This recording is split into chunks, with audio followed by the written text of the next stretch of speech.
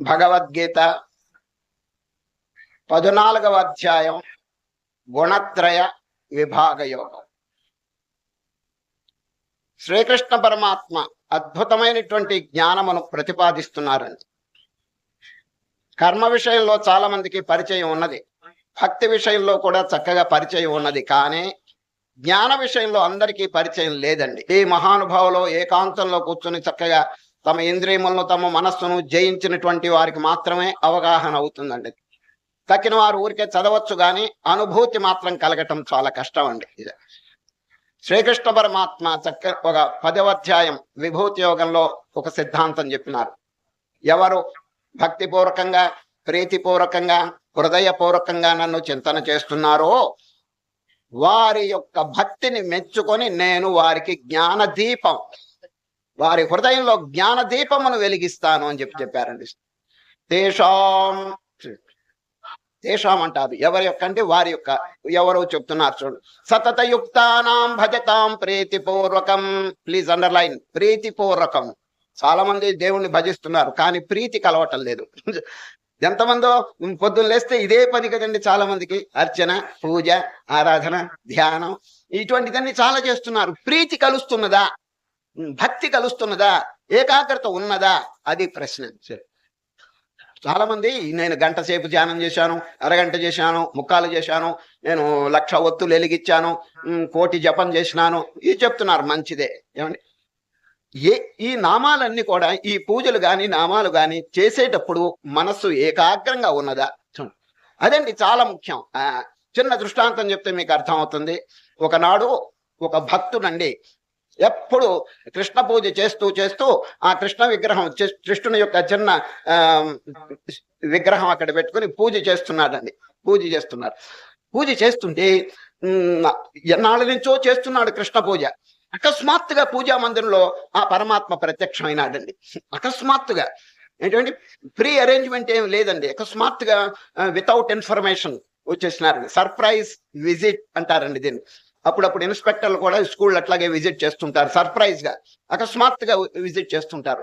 ఈ కృష్ణ పరమాత్మ అక్కడ వచ్చేటప్పటికి ఈ భక్తుడండి ఎంత ఆనందపడ్డాడంటే, నా జన్మ ధన్యం అయిపోయింది, ఇంతవరకు నేను విగ్రహాన్ని ఆరాధిస్తుంటే అసలు వ్యక్తే ఇక్కడ ప్రత్యక్షమైనారు మహానుభావుడు అని చెప్పి ఆ భక్తి తన్మయత్వంలో నుండి మహనీయులు చూడండి, ఎవరైనా ఇంటికి వస్తే అతిథులు ఏం చేస్తారు చెప్పండి? ఏదైనా వారికి పాలో పండో ఏదో టిఫినో ఏదో మనం ఆతిథ్యం ఇస్తాం కదండి. అదేవిధంగా సాక్షాత్ కృష్ణ పరమాత్మ అక్కడ వచ్చేటప్పటికి ఆ భక్తుడికి వారికి నైవేద్యం ఏదైనా ఇస్తే బాగుండను. పెద్ద ధనవంతుడు కాదు, బీదవాడు. అక్కడ ఒక అరటి పండు మాత్రం ఉన్నదండి ఎక్కడ పూజాగృహంలో. ఆ అరటి పండు తీసి ఆ భక్తిలో తన్మయుడైపోయి దాన్ని ఒలిచి ఏం చేసినాడు తెలుసండి, గుజ్జు పారవేసి తొక్కు పెట్టాడండి దేవుడికి. చూడండి, ఆ తన్మయత్వంలో మైమరిచిపోయినాడు పాపం. ఏది చేయవలనో తెలియక భక్తిలో మునిగిపోయినాడండి. అటు భగవానుడు చక్కగా దాన్ని మింగి ఆనందంగా అంతర్ధానం అయిపోయినాడు. వారు అంతర్ధానం అయిపోయిన తర్వాత ఈ భక్తుడు చూసుకున్నాడు, నారాయణ నారాయణ, అపచారం ఇది ఉపచారం కాదు, అపచారం జరిగిపోయింది. అయ్యో, సామాన్య వ్యక్తులకే పెట్టరే, అటువంటిప్పుడు సాక్షాత్ భగవంతునికే నేను ఇది పెట్టానే, ఈ తొక్కు పనికిరాంది, అసారమైనటువంటిది, ఎంత పాపం నేను ఒడిగట్టుకున్నానని చెప్పి భావం చేస్తూ ఏం చేయాలి ఇప్పుడు అని కంటి వెంట ధారధారగా దుఃఖిస్తున్నాడు. అయిపోయింది పని, వారు అంతర్ధానం అయిపోయినారు. ఏం చేయాలని చెప్పి పట్టుదల వహించి ఏం చేసినాడు తెలుసండి, మళ్ళా ఓం శ్రీకృష్ణాయ నమః అని చెప్పేసి మళ్ళా వేలకు వేలు జపం చేశాడండి. ఏమైనా సరే మళ్ళా ప్రత్యక్షం చేసుకుంటాను, ఈసారి మాత్రం ఈ తప్పు జరగనివ్వను అని ఏం చేశాడు తెలుసండి, అరటి పళ్ళు ఒక 10-15 తెప్పించాడండి. ముందుగా తెప్పించి దాన్ని బాగా తోలు ఒలిచి గుజ్జు మాత్రం దేవునికి పెట్టినట్టుగా రిహర్సల్ చేశాడండి. ఎందుకంటే ఈ తప్పు మళ్ళీ రాకూడదు, ఏది గుజ్జు పారవేసి తొక్కు పెట్టడం అది చెయ్యకూడదు. కాబట్టి ఆ భగవానుకి సారభూతమైనటువంటి వస్తువు ఇస్తామని చెప్పి ప్రాక్టీస్ చేశాడండి బాగా. ఎవరు? ఈ భక్తుడు, కృష్ణ భక్తుడు. 10-15 అరటిపళ్ళు అట్లాగే రిహర్సల్ చేశాడండి. ఇదిగో దేవుడు ఇక్కడ ఉన్నాడు, ఇదిగో దేవుడు ప్రత్యక్షమైనాడు, ఇదిగో అరటి పండు ఒలిచినాను, గుజ్జు అరిగి పెడుతున్నాను అని బాగా రిహర్సల్ చేశాడండి. సరిగా కొంత 2-3 రోజులు అయిన తర్వాత మళ్ళా కృష్ణ పరమాత్మ మళ్ళా ప్రత్యక్షమైనాడు. అప్పుడు ఏం చేసినాడు తెలుసు, నీ పొరపాటు మళ్ళీ రాకూడదుగా, అందుచేత అరటి పండు బాగా ఒలుస్తూ పొరపాటు రాకుండా ఉండటానికి దాని మీద ఏకాగ్రంగా దృష్టి పెట్టి ఒలిచి గుజ్జండి దేవుడికి పెట్టాడండి. భగవానుడు ఏం చేసినాడంటే విసిరి అవతల పారేశాడు, తినలేదు. స్వామి మొదటి రోజు మీరు ప్రత్యక్షమైనప్పుడు ఏదో పొరపాటు జరిగిపోయింది, మీకు అసారమైనటువంటి వస్తువు పెట్టినాను అని చెప్పి చాలా దుఃఖిస్తున్నాను. ఇప్పుడు సార వస్తువు పెట్టాను, మీరు ఎందుకు దాన్ని తిరస్కరించి అవతల పారేసినారని చెప్పి అడిగితే, నాయన మొదటిసారి నువ్వు అసార వస్తువు ఇచ్చినా కూడా నీ మనస్సు ఎక్కడ ఉంటే నా పాదపద్మముల మీద ఏకాగ్రంగా ఉన్నది. రెండోసారి నేను ప్రత్యక్షమైనప్పుడు నీ మనస్సు ఎక్కడుందంటే నన్ను మర్చిపోయి అరటి పండును ధ్యానం చేస్తున్నావు నువ్వు.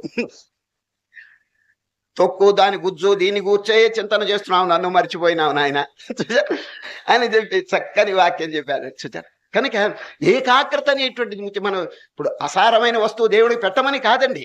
దీని యొక్క అంతరార్థం ఏమిటంటే భగవానుడు ఏ కొంచెం ఇచ్చినా భక్తితో ఇచ్చింది సంతోషిస్తాడు. చూడండి, పత్రం పుష్పం ఫలం తోయం యో మే భక్త్యా ప్రయచ్చది తదహం భక్త్యుపరుతమస్నామి ప్రయతాత్మనః. గీతలో 9వ అధ్యాయంలో చెప్తాడు. చూడండి, కనుక ఏం ప్రధానం అంటే మన భక్తి ప్రధానం. మనం ఇచ్చేటువంటి నైవేద్యం పెద్ద గొప్ప కాదండి. అది కొద్ది కావచ్చు, ఎక్కువ కావచ్చు. బీదవాడైతే ఏమి ఇస్తాడు చెప్పండి నైవేద్యం? తినటానికి గతి లేనప్పుడు భగవంతుడికి ఏం పెద్ద నైవేద్యాలు ఇవ్వగలడు? అయినప్పటికీ నీ హృదయం ఇస్తాడు. చూడండి,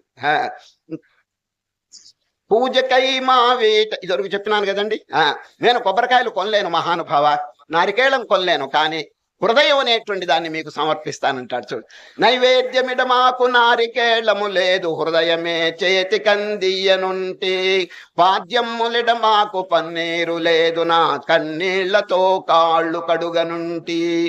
భక్తుడు చేసే భక్తితో చేసేటువంటి పరమాత్మ చాలా సంతోషిస్తాడండి. అది ఈ విషయం మర్చిపోయి ఏం చేస్తున్నారు తెలుసండి, ఎంతసేపటికి సర్ఫేస్ పెంచుకుంటున్నారు, డెప్త్ తగ్గిపోతున్నదండి. సార్ ఈ కార్యక్రమాలన్నీ ఎట్లా జరుగుతున్నాయంటే లాంఛనం బాగా పైకి అన్ని చక్కగా జరిగినట్లుగానే కనిపిస్తున్నాయి, కానీ హృదయం అనేటువంటిది పరీక్షిస్తాడు భగవంతుడు. Our heart is important, not the body. శరీరంతో ఏం చేస్తున్నామని దేవుడు గారు పరీక్షించరు, మన హృదయంతో ఏం చేస్తున్నాం. సుజల కనుక భగవానునికి మనం ప్రార్థన చేసినా, ధ్యానం చేసినా, పూజ చేసినా హృదయం కలవాలి. కనుకనే అక్కడక్కడ శ్రీకృష్ణ పరమాత్మ కూడా చూడండి, ఊరికే ఉచ్చరించండి చాలదు నాయన, దాని భావం కూడా చింతన చేయండి. ఓమిత్యేకాక్షరం బ్రహ్మ వ్యాహరన్ ఉచ్చరిస్తూ, ఓంకారాన్ని ఉచ్చరిస్తూ మాం అనుస్మరన్, మాం అనుస్మరన్ అధిష్టానమైనటువంటి నన్ను గురించి చింతన చేయండి. ఓంకారాన్ని ఉచ్చరించండి, దైవనామం ఉచ్చరించండి.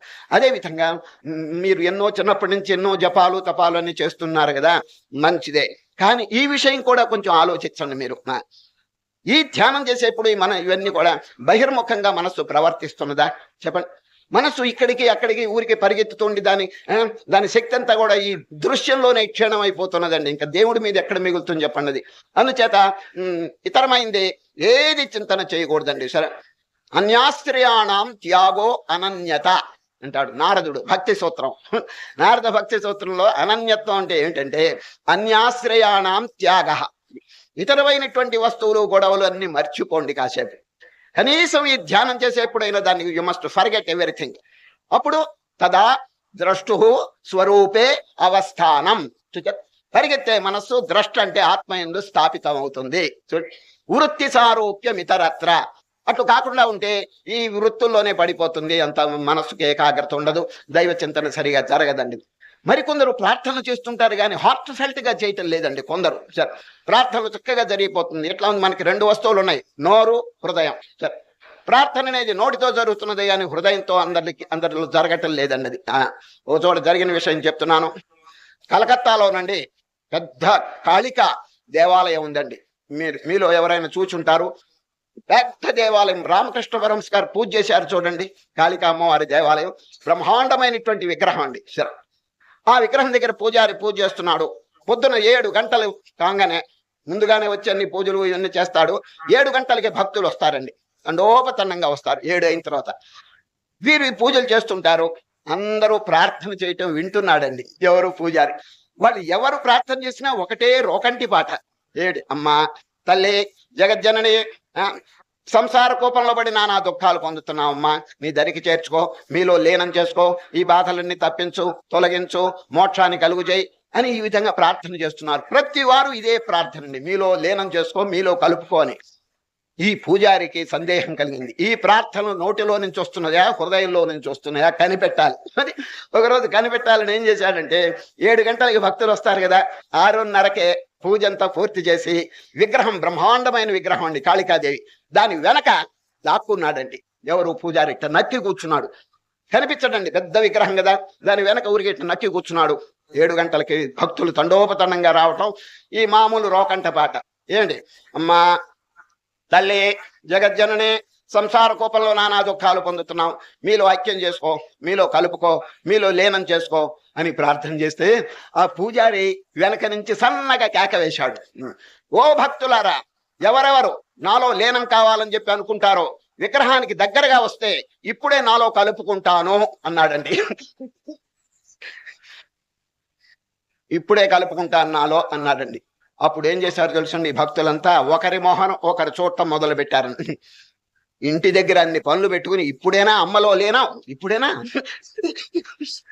అని ఒక్కొక్కడు జారుకుంటున్నారండి. ఇక్కడ దగ్గరగా ఉంటే కలుపుకుంటూనేమో మళ్ళీ అని చెప్పి అందరూ ఖాళీ అయినారండి అక్కడ. ఎందుకంటే అమ్మలో ఇప్పుడే కలుసుకుంటే ఎట్లా అని చెప్పేసి అందరూ వెళ్ళిన తర్వాత పూజారి బయటకు వచ్చి ముక్కు మీద వేలేసుకున్నాడు. నారాయణ, ఏం ప్రార్థనలు రా ఇవి! పొద్దు లేస్తే కలుపుకో, నీలో లీనం చేసుకుంటానంటే ఒక్కడు లేడు అక్కడ. ఇట్లా ఉంటాయండి నిజంగా. అసలు దేవుడు గారు వచ్చి చెప్పినా కూడా వాళ్ళు ఎవరండి వినేది? చెప్పండి. ఈ ప్రాపంచికమైనటువంటి విషయంలో పడి వ్యవహారముల్లో మునిగిపోయి చూడండి, శాశ్వతమైనటువంటి వస్తువును మర్చిపోతున్నారండి. ఇది చాలా జ్ఞాపకం పెట్టుకోవాల్సినటువంటి విషయం అండి. ఇటు జరగకూడదు. ఇటు విధంగా మనం ఏ కార్యం చేస్తున్నప్పటికీ we must remember our goal of life, our ideal of life. ఎందుకు కొరకు పుట్టామో, మన లక్ష్యం ఏమిటో, ఎక్కడికి పోతున్నామో చూడండి. మహాసముద్రం, సంసార సముద్రంలో మనకు ముఖ్యం ఏమిటంటే స్పీడ్ కాదండి, డైరెక్షన్ ఈజ్ ఇంపార్టెంట్. మహాసముద్రంలో ఇటు పోవాలన్నా దిక్కు తెలియదు కదా. అదే విధంగా ఇటు పోతే నరకం, ఇటు పోతే స్వర్గం, ఇటు పోతే మోక్షం. In what direction have we to proceed? చెప్పండి. అది కదా ముఖ్యం. అది ఆలోచించట్లేదండి. ఎంతసేపటికి ఏదో రోకంటి పాటగా జరిగిపోతున్నది. వాళ్ళ తండ్రులు ఎట్లా చేస్తున్నారో, తాతలు ఎట్లా చేస్తున్నారో, ఇతరులు ఎట్లా చేస్తున్నారో, ఆ విధంగానే జరిగిపోతున్నది. కానీ వ్యవహారం ఆఖరికి అంత్యకాలం వచ్చేటప్పటికి ఎవరండి రక్షించేది? చెప్పండి. ఆ యమధర్మరాజు దగ్గర ఎవరండి మనని కాపాడేది? చెప్పండి.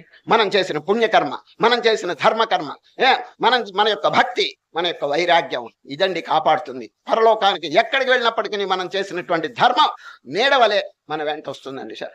అదే విధంగా మనం చేసిన పాపం కూడా వెంట వస్తుందండి. It will follow like a shadow. ఎంత బాధిస్తుందంటే చెప్పడానికి లే ఈ పాపం కనుకుంటే. కనుకనే మన జీవితం పూర్తి కాకముందే ఏదో తెలుసో తెలియకో మనంతా సంపాదించుకున్నటువంటి పాపం మూట ఉన్న చూడండి, దాన్ని దగ్ధం చేయాలండి. అది సార్ పాపాన్ని కంప్లీట్ గా నెగెట్ చేస్తే దేని చేత? పుణ్యం చేత, జ్ఞానం చేత. జ్ఞానాగ్ని దగ్ధ కర్మాణం అంటాడు చూడండి. యథైధాంసి సమిద్ధోగ్ని భస్మసాత్ కురుతే అర్జున, జ్ఞానాగ్ని సర్వకర్మాణి భస్మసాత్ కురుతే తథా.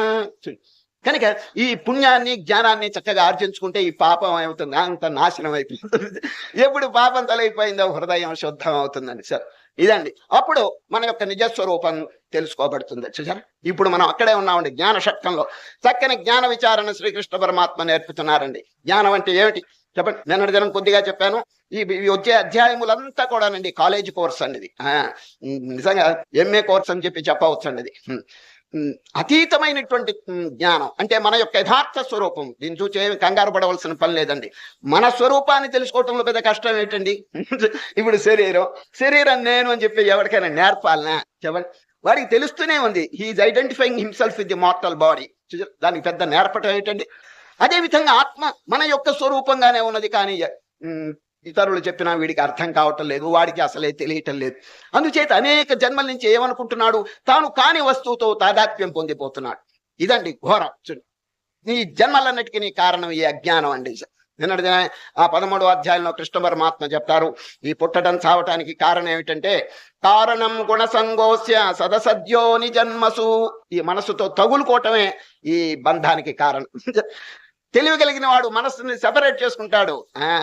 మనస్సు నేనెట్ అవుతాను, ఇది జడమైంది. ఇప్పుడున్న మైండ్ ఇంకొక టైంలో లేదు, వికార భూయిష్టమైంది. నేనో నిర్వికారం. నిర్వికారమైన వస్తువు వికారం ఎట్లా అవుతుందండి? అనాదిగా ఉన్నటువంటి వస్తువు ఇప్పుడు మధ్యలో వచ్చిందండి. ఈ మనస్సు అంతా కూడా ఈ మనస్సుతో చక్కగా హితబోధ చేయండి. ఎందుకంటే ఈ శరీరం అనేది శాశ్వతం కాదు.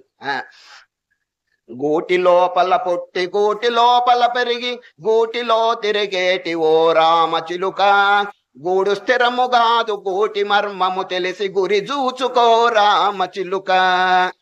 ఒక ఆయన బోధ చేస్తున్నాడు, మనస్సు రామచిలుకగా పోల్చాడండి. గూడంటే ఏమిటి? శరీరం. శరీరం అనేటువంటి గూటిలో రామచిలుక ఉందండి. ఏది? మనస్సు. దానికి హితబోధ చేస్తున్నాడు. గూటి లోపల పుట్టి గూటి లోపల పెరిగి గూటిలో తిరిగేటి ఓ రామచిలుక, గూడు స్థిరము కాదు గూటి మర్మము తెలిసి గురి చూచుకో రామ చిలుక. గూటి మర్మం తెలుసుకో, ఈ శరీరం అనేది అశాశ్వతం అని తెలుసుకో. మూనాళ్ళ ముచ్చటిది. దీంట్లో పడి శాశ్వతం అని చెప్పి అనుకుని అసలు యథార్థమైనటువంటి వస్తువుని విస్మరించటం అనేది ఎంత అధర్మమైనటువంటి విషయం చెప్పండి. మానవుడు ఎంత పొరపాటు చేస్తున్నాడంటే సత్యమైన విషయాన్ని మర్చిపోతున్నాడు, అసత్యమైన విషయాన్ని జ్ఞాపకం పెట్టుకుంటున్నాడు. చూడండి, అంత తల్లకిందులు వ్యవహారం. 15వ అధ్యాయంలో ఒక చెట్టు చూపిస్తాడండి శ్రీకృష్ణ పరమాత్మ. మనం చూసే చెట్లు కాదండి. ఊర్ధ్వమూలం అధశాఖం, తలకిందుల చెట్టు. చూడండి, మనం చూసే చెట్లన్నిటికీ కొమ్మలు పైన ఉంటాయండి, వేళ్ళు కింద ఉంటాయి. కానీ 15వ అధ్యాయంలో చక్కని వృక్షం చెట్టు ప్రదర్శించినాడు కృష్ణుడు. ఎట్లా ఉంది చెప్పండి? ఊర్ధ్వమూలం, వేళ్ళు పైన, కొమ్మల కింద. ఏమండి, ఏమిటి దాని అర్థం ఏంటి చెప్పండి? సంసార వృక్షం, అంత తల్లకిందులు వ్యవహారం. చూచారు, అంత ఇప్పుడు మనం మాట్లాడుకునేప్పుడు కూడా కొన్ని తల్లకిందులుగానే ఉంటాయండి మన మాటలు. చూడండి, మీరు పోతున్నారండి రోడ్డు మీద, ఏదైనా రాయి తగిలింది అనుకోండి కాలికి, అందరితో చెప్తారు, ఏమండో రాయి తగిలింది అంటాడు. అన్యాయం, రాయి తగలలేదు, వీడెళ్ళి రాయి కొట్టుకున్నాడండి, అది అసలు కథ. ఏమండి, రాయి తగులుతుందా పాపం, జడమైన వస్తువు అక్కడ కూర్చుంది రోడ్డు మీద, అంతేది. వీడెళ్ళి దానికి కొట్టుకుని అందరికి చెప్తాడు రాయి తగిలింది, రాయి తగిలింది. మాటల్లో చూడండి ఎంత తల్లకిందులు. ఇప్పుడు రైల్లో ప్రయాణం చేస్తున్నారు, ఊరు వచ్చింది అంటాడు. చూడండి, స్టేషన్ రాగానే ఊరు వచ్చింది. ఏమండి, ఊళ్ళు వస్తాయా? వీడొచ్చాడు ఊరికి, అదే కథ అది.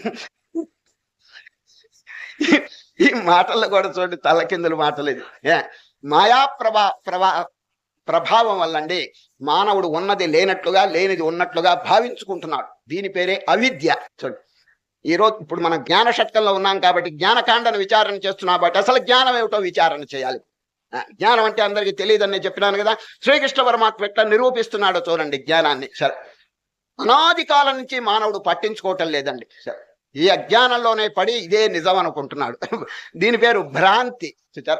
ఈ భ్రాంతి చేత ఏమైందంటే ఉన్నటువంటి దేవుణ్ణి మర్చిపోయినాడు. చూడండి, ప్రతి వారికి దేవుడు ఎక్కడున్నాడు? దూరంగా లేడండి. నిన్ననే మనం చదివాను చూడండి, దూరస్థంచ అంతికేచ.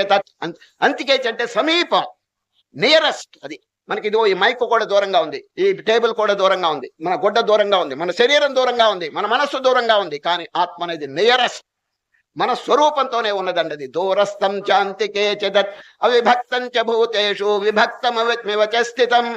నిన్న ఆ ఆత్మను గురించి భగవంతుని గురించి చక్కని వర్ణన వచ్చిందండి. ఈ విషయం తెలియక కనిపించేటువంటి శరీరం తానని చెప్పి ఈ ఆత్మ అనేది తాను కాను అని చెప్పి అవిద్య చేత ఇట్లా భ్రాంతిలో పడిపోయినాడు. ఈ భ్రాంతి ప్రభావం చేత ఏమైంది? పుట్టడం, చావటం, జనన మరణం, ఈ తల్లి గర్భంలో పుట్టడం, మళ్ళా బాధలు పట్టడం, ఇవన్నీ జరుగుతున్నాయండి. ఇది కనుక మహనీయులు ఈ అవిద్యను తొలగించుకోండి, అజ్ఞానాన్ని తొలగించుకోండి, పెద్దల సమీపం వెళ్ళండి, అనుభవం తెచ్చుకోండి, వారి సేవ చేయండి, వారి ముఖతా వచ్చిన 2 వాక్యాలని ఆచరణలో పెట్టండి.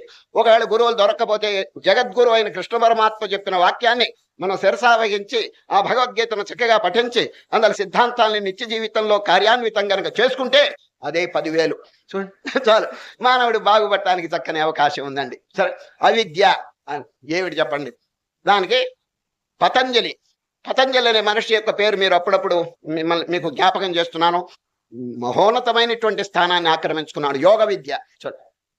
జ్ఞానంలో వ్యాస మహర్షి, యోగంలో పతంజలి మహర్షి, భక్తిలో నారద మహర్షి. వీళ్ళ ముగ్గురు అండి అథారిటేటివ్ పర్సన్స్. మనకి ప్రమాణం అండి వాళ్ళ ముగ్గురు యొక్క రచనలు. వీరు పతంజలి. అవిద్య అంటే ఏమిటి చెప్పండి, భ్రాంతి అంటే ఏమిటి చెప్పండి చెప్తున్నారు. ఉన్నది లేనట్టుగా చూడు, అనిత్య, బాగా జ్ఞాపకం పెట్టుకోండి, అనిత్య, అశుచి, దుఃఖ, అనాత్మసు, నిత్య, శుచి, సుఖాత్మఖ్యాతి అవిద్య. అవిద్య అంటే డెఫినేషన్ చెప్తున్నారు. అనిత్యమైంది నిత్యంగా భావిస్తాడు, శాశ్వతమైంది అశాశ్వతంగా భావిస్తాడు. అన్ని తల్లకిందులండి. సరే, ఇప్పుడు ఈ శరీరం చూడండి ఎన్నాళ్ళు ఉంటుంది చెప్పండి. 100 ఏళ్ల లోపే కదా.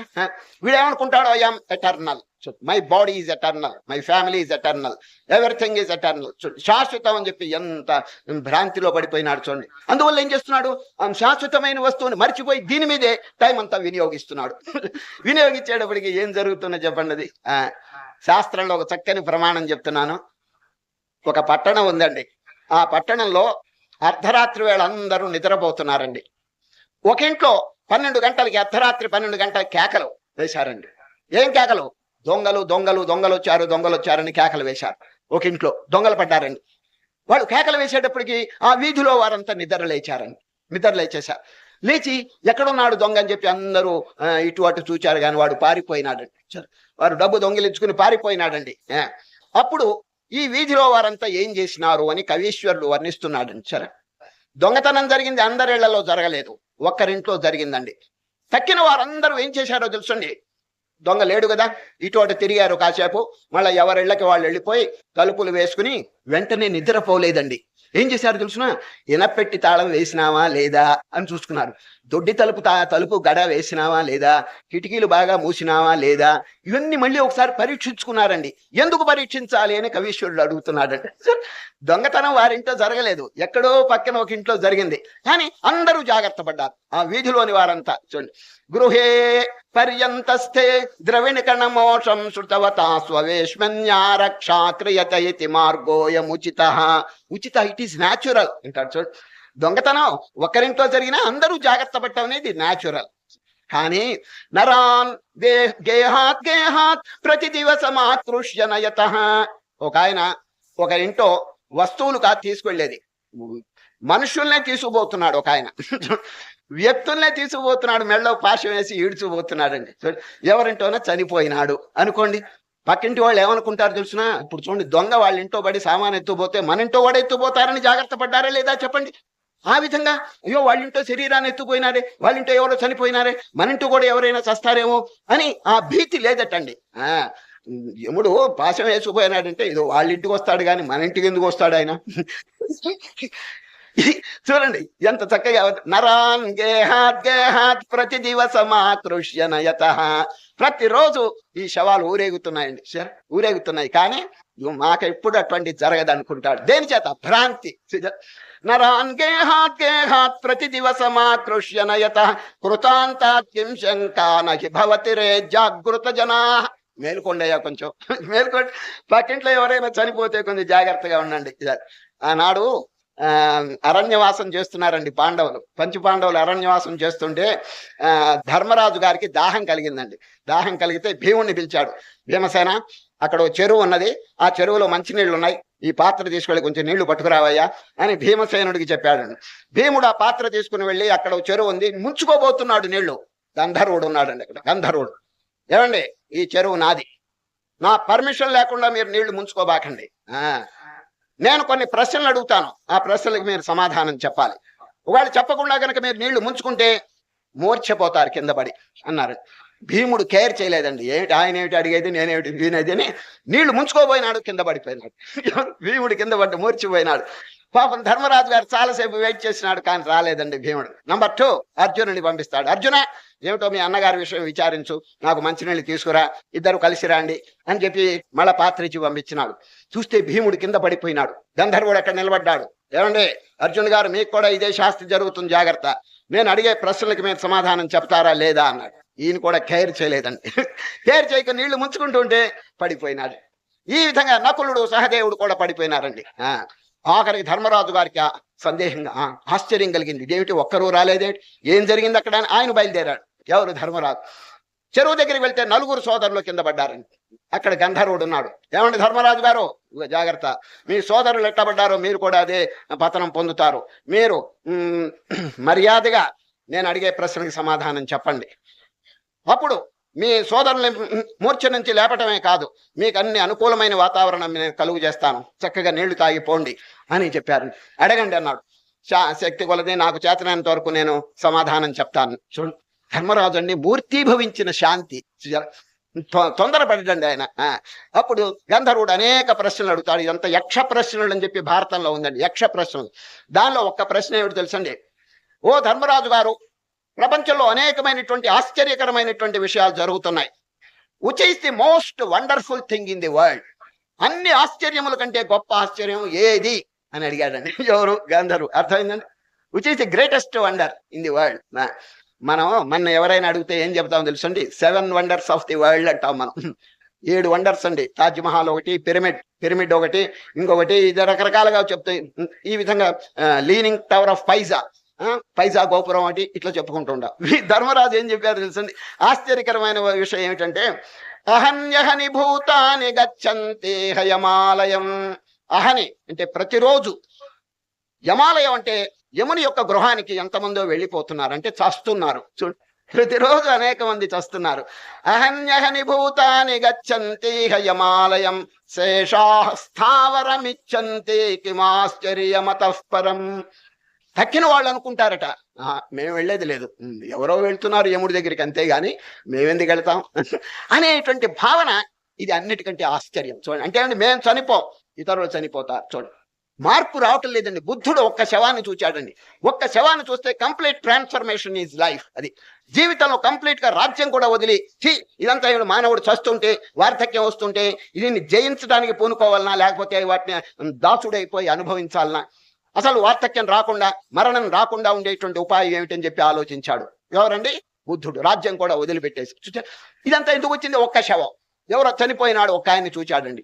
నారాయణ, ఇప్పుడు ఎన్ని శవాలు చూస్తున్నారండి? ఒక్కడికైనా కించిత్ అయినా మార్పు కలుగుతున్నదా? ఎందుకు కలుగుతున్నది? భ్రాంతి కలగటం లేదంటే భ్రాంతి వల్లండి. అది అహన్యహని భూతాని గచ్చంతి హయమాలయం శేషాః స్థావరమిచ్చంతి కిమాశ్చర్యమతః పరం. ఇదండి జ్ఞానం. అవిద్య యొక్క స్వరూపం పతంజలి చక్కగా చెప్పారు. అన్ని కళ్ళకిందులు. అనిత్య, అశుచి, దుఃఖ, అనాత్మసు నిత్య శుచి సుఖాత్మఖ్యాతిరవిద్య. ఈ అవిద్య వల్ల మానవుడు అండి అన్ని తలకిందులుగా ఊహ చేస్తున్నాడు. చూడండి, భగవానుడు ప్రత్యక్షంగా ఇక్కడ అణువులందు కూడా వ్యాపించున్నాడండి. వారు లేకపోతే అసలు ఏం జరుగుతుందండి ఈ ప్రపంచంలో? భూమి తిరుగుతుందా? చెప్పండి. ఏది జరుగుతుంది చెప్పండి? హృదయంలో గుండెకాయ కదులుతుందా? ఏమండి, నిజంగా గుండెకాయ మనం ఏమైనా కదిలిస్తున్నావా? రక్తాన్ని మనం ఏమైనా ప్రవహింపజేస్తున్నావా? చెప్పండి. సూర్యుడిని మనం కదిలిస్తున్నావా? చంద్రుడిని కదిలిస్తున్నావా? మనం ఏమి చేస్తున్నాం చెప్పండి? ఇప్పుడు చెట్టు పెట్టినామంటే అది పెరుగుతున్నదండి. దీనికి కారణం ఏమిటండి? మనం ఏమన్నా దాన్ని పెంచినావా? లేదు కదా. ఏ శక్తి?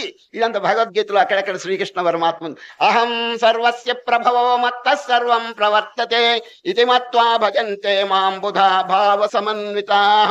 I am the root of the whole universe. బ్రహ్మాండమనంతటికి నేను ఆధారమవుతున్నే, నా వల్లనే ఇదంతా కలుగుతున్నది. సత్తు లేకపోతే ఇదంతా ఎట్లా వస్తుందండి? చూడండి, ఆధారమైనటువంటి వస్తువు లేకపోతే ఆధేయమైనటువంటి వస్తువు ఎట్లా నిలుస్తుంది? కానీ మానవుడు ఇది ఆలోచించట్లేదండి. సరే, పుష్పం రైటు, ఎందుకంటే కనిపిస్తున్నది కాబట్టి. దారం విషయం అసత్యం అంటాడు వాడు, దారం లేదంటాడు ఎవరు? నాస్తికులైనటువంటి వారు. చూడండి, అదే విధంగా బ్రహ్మాండంలో అన్ని కార్యములు జరుగుతుంటే ఆయనకేమన్నా దీంట్లో బాధ్యత ఉందా చెప్పండి? లేదు కదా. ఆయన శరీరంలోనే ఏమేం జరుగుతుందో ఆయనకేమన్నా తెలుసునా? ఆయన నెత్తి మీద ఎన్ని చుట్టూ ఉన్నాయో లెక్క పెట్టమనండి, ఆయన్ని చెప్పలేడే నాస్తికుడు. ఇదంతా ఎవరి యొక్క శక్తి వల్ల జరుగుతుంది? Some divine power. There must be some divine power. Call it by any name. ఏదైనా పేరు పెట్టుకోండి దానికి, కానీ ఒక డివైన్ పవర్ ఉన్నదండి. దానికి దేవుడు అని చెప్పి మనం పేరు పెట్టుకున్నాం. ఈ జీవుడు అండి కించిత్ స్వరూపుడు అండి. మహా ఉంటే 100 ఏళ్ల లోపే బతుకుతాడు. వారు కాలేన అనవచ్ఛేదాత్, ఈ కాలము చేత ఛేదింపబడినటువంటి మహనీయులండి. సరే, కనుక ఈ అవిద్య యొక్క స్వరూపం కొంచెం బాగా తెలుసుకుంటే ఈ భ్రాంతి చేత మానవుడు తల్లకిందులుగా వ్యవహారం చేస్తున్నాడు. ఎంత శీఘ్రంగా దాన్ని తొలగించుకుంటే అంత మంచిదండి. అది సరే. ఈ భ్రాంతి యొక్క ప్రభావం చెప్తున్నాను. స్వర్గంలో ఒక దేవత ఉన్నాడండి. దేవత, ఆయన గారికి శాపం తగులుకుందండి. శాపం తగులుకుంటే తత్ఫలితంగా భూలోకంలో పందిగా పుట్టాడండి. ఎవరు? స్వర్గంలో ఉన్న దేవత భూలోకంలో పందిగా పుట్టాడు. పంది ఎక్కడ ఉంటుందండి? బురద గుంట. ఊరు బయట ఒక బురద గుంట ఉందండి. ఆ బురద గుంటలో కాపురం పెట్టిందండి. ఏది? పంది. ఇక పంది అయితే ఇంకొక ఆడపంది వచ్చిందండి అక్కడికి. సరే, మగ పంది, ఆడపంది, ఇంకా ఫ్యామిలీ పెరిగిపోయిందండి. ఇది పిల్ల పందులు ఇవన్నీ ఆ బురదలోనండి బాగా మూతి ఒళ్ళంతా బురద పోసుకుని అక్కడ కాలక్షేపం చేస్తున్నాయండి. చేస్తుంటే ఆ మార్గం గుండా ఒక సిద్ధ పురుషుడు పోతున్నాడండి. పోతుంటే త్రికాలజ్ఞుడైనటువంటి ఆ మహనీయుడు ఈ పందిని చూచాడండి. రామ రామ రామ రామ, మహా గొప్ప స్థితిలో ఉన్నటువంటి దేవత ఏదో దౌర్భాగ్యమైనటువంటి కర్మ చేత శాపం తగులుకుని పందిగా పుట్టాడు. గుండె కరిగిపోతున్నది, నాకు ఎంతో దయాదాక్షిణ్యాలు కలుగుతున్నాయని చెప్పి దగ్గరకు వచ్చి మాట్లాడే శక్తిని అనుగ్రహించి, పంది గారు, మీరు పంది కాదు, స్వర్గంలో ఒక దేవత, శాపవశాత్తు ఈ విధంగా పుట్టారు, మీరు ఇట్లా ఈ బురదలో పడి బాధపడటం అనేది నాకేమి సంతోషంగా లేదు, నాకు అంగీకారంగా లేదు. నా తపశక్తి చేత, నా సిద్ధి బలం చేత మిమ్మల్ని తిరిగి దేవతగా చేయాలని చెప్పి అనుకుంటున్నాను అన్నాడండి. పంది ఏమన్నదో మాట్లాడే శక్తిని ఇచ్చాడు కదండి. పంది అన్నది, మా సుఖానికి మీరు అడ్డు రాబాకండి, పోండి బయటికి అనేసిందండి. ఆ పంది చూడండి, మేమందరం ఎంత ఆనందపడుతున్నాం, ఎటువంటి సంసారం. భార్యను చూపించి రంభ, ఊర్వశి ఇట్లా ఉన్నారా చెప్పండి అని, ఒళ్ళంతా బురదే, దరిద్ర బురద. ఆ భార్యను చూపించి రంభ, ఊర్వశి ఇట్లా ఉంటారా అని అడుగుతున్నాడు. చూచారా నా సంతానం 10 మంది అండి, పందికి పుడితే డజన్ పుడతాయండి, ఈ డజను మూతంత బురదైనండి ఇది. ఈ పిల్లలు చూచి ఆహా, ఇటువంటి సంతానం ఎక్కడైనా దొరుకుతుందా, వండర్ఫుల్ అండ్ మోస్ట్ బ్యూటిఫుల్ అంటాడు. ఇదంతా చూసి ముక్కు మీద వేలేసుకుంటాడు ఎవరు, సాధువు గారు. ఆహా, మా యొక్క ప్రభావం ఇట్లా ఉన్నది చూడండి. ఆ పందిగా పుట్టి అదే సర్వ సుఖాలకి నిలయం అని చెప్పి అనుకుంటున్నాడు. దేని చేత అనుకుంటున్నాడు? భ్రాంతి. చూచారా, ఇదేనండి మానవుని కింద పడదోసేటువంటిది. ఉన్న విషయం తల్లకిందులుగా చూపిస్తున్నదండి అది. ఈ బ్రెయిన్ లోపం చేత, ఆలోచన లేని కారణం చేత, జ్ఞాన సంబంధమైన అనుభూతి లేని కారణం చేత మానవుడు ఈ విధంగా తల్లకిందులుగా వ్యవహారం చేస్తాడనేది. సరే, అనిత్య అశుచి దుఃఖ అనాత్మసు నిత్య శుచి సుఖాత్మఖ్యాతి అవిద్య. ఈ అవిద్యను పోగొట్టుకోవటానికి శ్రీకృష్ణ పరమాత్మ చక్కని జ్ఞాన విచారణ. ఏ అవిద్య ప్రతి వారికి అనాది కాలం నుంచి ఉన్నది. దాని ప్రభావం చేత ఏమనుకుంటున్నాడంటే, ఉన్న దేవుడు లేడు లేని జగత్తు ఉన్నది. నామరూపాలతో కూడినటువంటి జగత్తు ఎంతకాలం ఉంటుందండి చెప్పండి? సత్యమైనటువంటి వస్తువు యొక్క సిద్ధాంతం ఏమిటో తెలుసండి. 3 కాలములందు సత్యంగా కనిపించాలి. చూడండి, జాగ్రత్త, స్వప్న, సుషుప్తి. ఇప్పుడు కనిపించేటువంటి ఈ ప్రపంచం స్వప్నంలో ఉన్నదా చెప్పండి? స్వప్నంలో ఉన్నది కనిపించేది జాగ్రత్తలో ఉన్నదా? ఈ రెండిట్లో ఉన్నది సుషుప్తిలో ఉన్నదా చెప్పండి? లేదు కదా. ఒక దాంట్లో ఉన్నటువంటిది ఇంకో దాంట్లో లేకపోతే ఇట్ ఈస్ ఫాల్స్ అన్నాడండి మన శాస్త్రంలో. చూడండి, యన్నాదౌ యచ్చనాస్యంతే తన్మధ్యే భాతమప్యసత్ అతో మిథ్యా జగత్ సర్వం ఇది వేదాంత డిండిమః. శంకరాచార్యులు వేదాంత డిండిమం గ్రంథం రాసినారు. దాంట్లో చూడండి, ఏది ముందు లేదో, ఏది తర్వాత లేదో, మధ్యలో కనిపించినా నమ్మవద్దు. చూడండి, కొండ ముందుగా లేదండి, ఏమున్నది? మట్టి. మొట్టమొదటి మట్టి ఉన్నదండి, కొండ లేదు, మధ్యలో ఏర్పడింది, మళ్ళీ అది పగిలిపోతే మళ్ళీ మట్టి అయింది. మట్టిని నమ్మండి కానీ కొండ నమ్మవద్దండి. ఇదే ఈ వేదాంతంలో ఉన్నటువంటి చక్కని ఇదండి ఇది. కనుక ఈ అవిద్యా ప్రభావం చేత ఈ ప్రపంచం సత్యం అనేది నిజంగా సత్యం అయితే 3 కాలముల్లో అది సత్యంగా కనిపించాలి కదండి. ఇప్పుడు ఈ జాగ్రత్త ప్రపంచం నిద్రలో లేదే, గాఢ నిద్రపోండి, ఏముంది అక్కడ? ఎవ్రీథింగ్ డ్రాప్డ్ అంతే. ఎప్పుడు ఇంద్రియములు మనస్సు అనేది లయం అయిపోయినావు, ఇంకా జగత్ ఏమిటండి? పొద్దున్నే మళ్ళీ లేవంగానే ఇంద్రియములు మనస్సు కనిపిస్తున్నాయి, తద్వారా ఈ జగత్తంతా మనకి అనుభవానికి వస్తున్నది. రాత్రి నిద్రలో గాఢ నిద్ర అంటే అన్కాన్షియస్. ఈ అన్కాన్షియస్ స్థితిలో వేర్ ఈస్ ది యూనివర్స్ చెప్పండి? అంత డ్రాప్ అయిపోయి, ఎందుకు డ్రాప్ అయింది? It's a creation of the mind. అది ఆ మనస్సు అనేది లయం అయిపోయింది కాబట్టి జగత్తు లయం అయిపోయింది. కానీ ఆ సుషుప్తి సమయంలో కూడా ఒకటి మేలుకుందండి. సరే, ఏమండి మీకెట్టా తెలుసున్న మేలుకుందంటే దృష్టాంతం చెప్తాను. పొద్దున్నే నిద్ర లేవంగానే ఏమండి ఎట్లా నిద్రపోయినారు అని అడగండి వాడిని. ఏమంటాడు తెలుసండి? హాయిగా నిద్రపోయినాను అంటాడు. ఎట్లా తెలుసు వాడికి చెప్పండి? రాత్రి నిద్రలో ఉన్నవాడు ఇప్పుడు లేడు, ఇప్పుడున్నవాడు నిద్రలో వాడు లేడు. చూడండి, వీళ్ళకి పేర్లు ఉన్నాయండి. తైజసుడు, విశ్వడు. ఇప్పుడున్నవాడు విశ్వడు, స్వప్నంలో ఉన్నవాడు తైజసుడు, సుషుప్తిలో ఉన్నవాడు ప్రాజ్ఞుడు అని 3 పేర్లు పెట్టారండి. ఆ ప్రాజ్ఞుడు ఇప్పుడు లేడు, ఈ విశ్వడు అక్కడ లేడు. మరి ఎవరు చెప్పారు?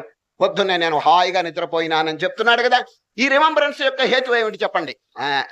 ఏమిటి చెప్పమంటారా? ఈ 3 అవస్థలకి కామన్ గా ఒక శక్తి ఉన్నదండి, దాన్నే ఆత్మ.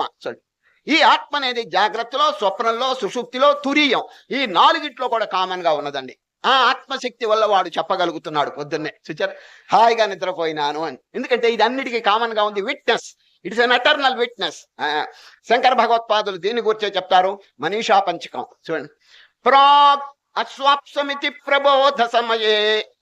పొద్దున్నే లేవంగానే నేను హాయిగా నిద్రపోయిన ఎవరు చెప్పగలుగుతున్నారని నిలదీసి ప్రశ్న అడిగాడండి ఎవరు? శంకరాచార్య. ప్రాక్ అస్వాప్సమితి ప్రబోధ సమయే యః ప్రత్యభిజ్ఞాయతే తస్మై శ్రీ గురుమూర్తయే నమ ఇదం శ్రీ దక్షిణామూర్తయే. దక్షిణామూర్తి స్తోత్రంలో ఒక శ్లోకం అండి ఇది. ఎంత చక్కగా నిరూపించారో చూడండి. దేవుడు ఉన్నాడు, ఆత్మ ఉన్నది అనే దానికి ప్రత్యక్షమైన రుజువు అండి ఇది. ఎందుకంటే సుషుప్తిలో అన్ని పోయినాయి కానీ ఒకటి ఉందండి. ఏది? పొద్దున్నే మేలుకుని చెప్పగలిగేది ఏముందో అదేనండి ఆత్మ. ఈ ఆత్మ చెప్పగలిగిందంటే సుషుప్తిలో తురీయంలో కూడా కామన్ గా సాక్షిభూతంగా ఉన్నది అని శంకరాచార్యులు వారు చక్కగా నిరూపణ చేశారండి. ఆత్మ అనేది, దైవం అనేది, భగవంతుడు ఉన్నాడు అని నిరూపణ చేశారు. ఇప్పుడు తక్కినవన్నీ కూడా ఈ వస్తువులు చూడండి, మేడలు, మిద్దెలు, ధనము, కీర్తి, శరీరము, ఇవన్నీ కుటుంబం సుషుప్తిలో లేదే, సుషుప్తిలో లేవు. మళ్ళీ పొద్దున్నే దేనికి? మనస్సు వల్ల వచ్చింది అది. కనుక యథార్థమైనటువంటి వస్తువు మన స్వరూపంగా ఉండనే ఉన్నది, కొత్తగా దేవుణ్ణి పొందటం కాదండి. ఆత్మాతు సతతం ప్రాప్త. చూడండి, ఇప్పుడు జ్ఞానకాండలో ఉన్నాం కదా, జ్ఞానం అంటే ఏమిటో ఒక వాక్యం చెప్పి నేను ఇప్పుడే లోతుకు ప్రవేశిస్తున్నాను ఈ అధ్యాయంలో. ఆత్మాతు సతతం ప్రాప్త అప్రాప్తోపి అవిద్యయ. ఇది ఎక్కడంటే ఆత్మబోధ, శంకర భగవత్పాదులు ఆత్మబోధాన్ని చక్కని పుస్తకం రాసినారండి. దానిలో ఒక శ్లోకం, ఆత్మాతు సతతం ప్రాప్తోపి అప్రాప్తోపి అవిద్యయ తన్నాసే ప్రాప్తవద్భాతే స్వకంఠాభరణం యథ.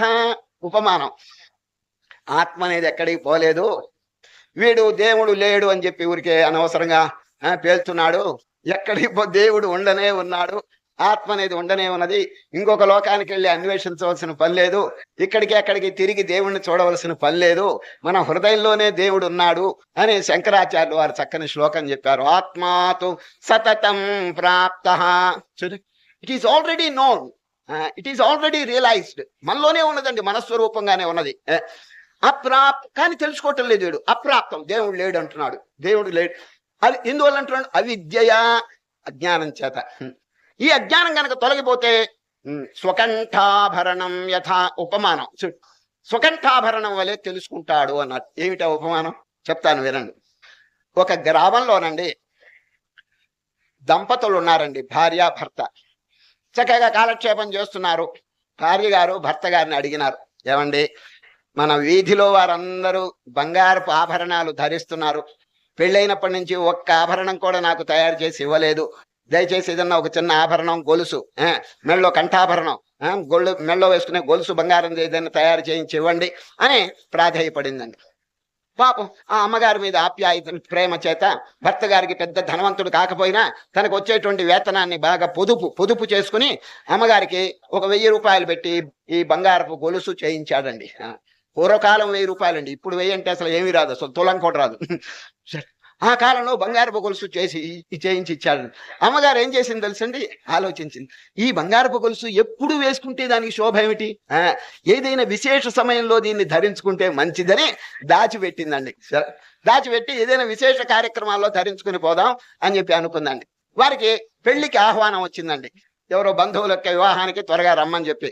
మరి ఇది మంచి ఆపర్చునిటీ, నేను మనకి గొలుసు వేసుకుంటే అందరూ బంధువులు వీళ్ళందరూ కూడా చూడవచ్చును అని సరిగా పెళ్లికి ఇద్దరు సిద్ధమైనారండి ప్రయాణానికి. భర్త గారు సామాను సర్దుకుంటున్నాడు పెళ్లికి వెళ్ళటానికి, ఈ అమ్మగారు కూడా సర్దుకుంటున్నది. కానీ మెళ్ళు ఈ కంఠహారం వేయాలని చెప్పి గొలుసు వెతికిందండి. ఎక్కడ దాచిపెట్టిందో అక్కడ లేదండి. పెట్టెలు వెతికింది, ఇంకా ఇతరమైనటువంటి చోట్లు, కిటికీలు, ఇవి అవి అన్ని వెతికేసిందండి. ఈ బంగారపు గొలుసు ఎక్కడ ఉండాలో అక్కడ లేదండి. సార్ మళ్ళీ ఇంకోసారి వెతికిందండి, 3 సార్లు వెతికిందండి. ఇంచు బై ఇంచు స్క్రూటినైజ్ చేసిందండి, కానీ బంగారపు గొలుసు కనిపించలేదు. ఈ అమ్మగారు వెతుకుతుంటే భర్త గారికి సందేహం వచ్చింది, ఏమి ప్రయాణానికి త్వరగా సిద్ధం కాకుండా ఏమిటి వెతుకుతున్నాయేమిటి అని చెప్పలేదండి. మళ్ళీ కోపం వస్తున్నాయని మరల గుచ్చి అడిగేటప్పటికి, ఏమండి మీరెంతో ప్రేమతో చేయించినటువంటి బంగారపు గొలుసు కనిపించలేదండి అన్నదండి. అనేటప్పటికీ ఆయన గారికి ఎంత ఒళ్ళు మండిందంటే మొట్టమొదటి మందలించాడు. సోమరితనం, బద్ధకం, అజాగ్రత్త, ఎంతో విలువైనటువంటి వస్తువు నేను కష్టపడి చెమట కార్చి సంపాదించింది ఇట్లా నాశనం చేసినావని మొదట్లో మందలించి తిట్టి ఆఖరికండి కోపం పెరిగిపోయేప్పటికి వీప్ మీద ఒక మంచి దెబ్బ కొట్టాడండి. ఎవరు? భర్త. దెబ్బ కొట్టేప్పటికి ఏడవటం మొదలుపెట్టింది, కేవలం ఏడవటం మొదలుపెట్టి. ఏడిచేటప్పటికి చుట్టుపక్క అమ్మగారులు అయ్యగారులు అందరూ వచ్చేసారండి. వారిని ఈ అమ్మగారు ఏడిపోయిన అందరూ వచ్చారు. ఏమమ్మా, ఒక ముసలాయన అడుగుతున్నాడు, ఏమమ్మా ఎందుకు ఏడుస్తున్నావు అని. ఎందుకేటండి, పొరపాటు జరిగింది, గొలుసు బారేసుకున్నాను, భర్త గారు కొట్టారు.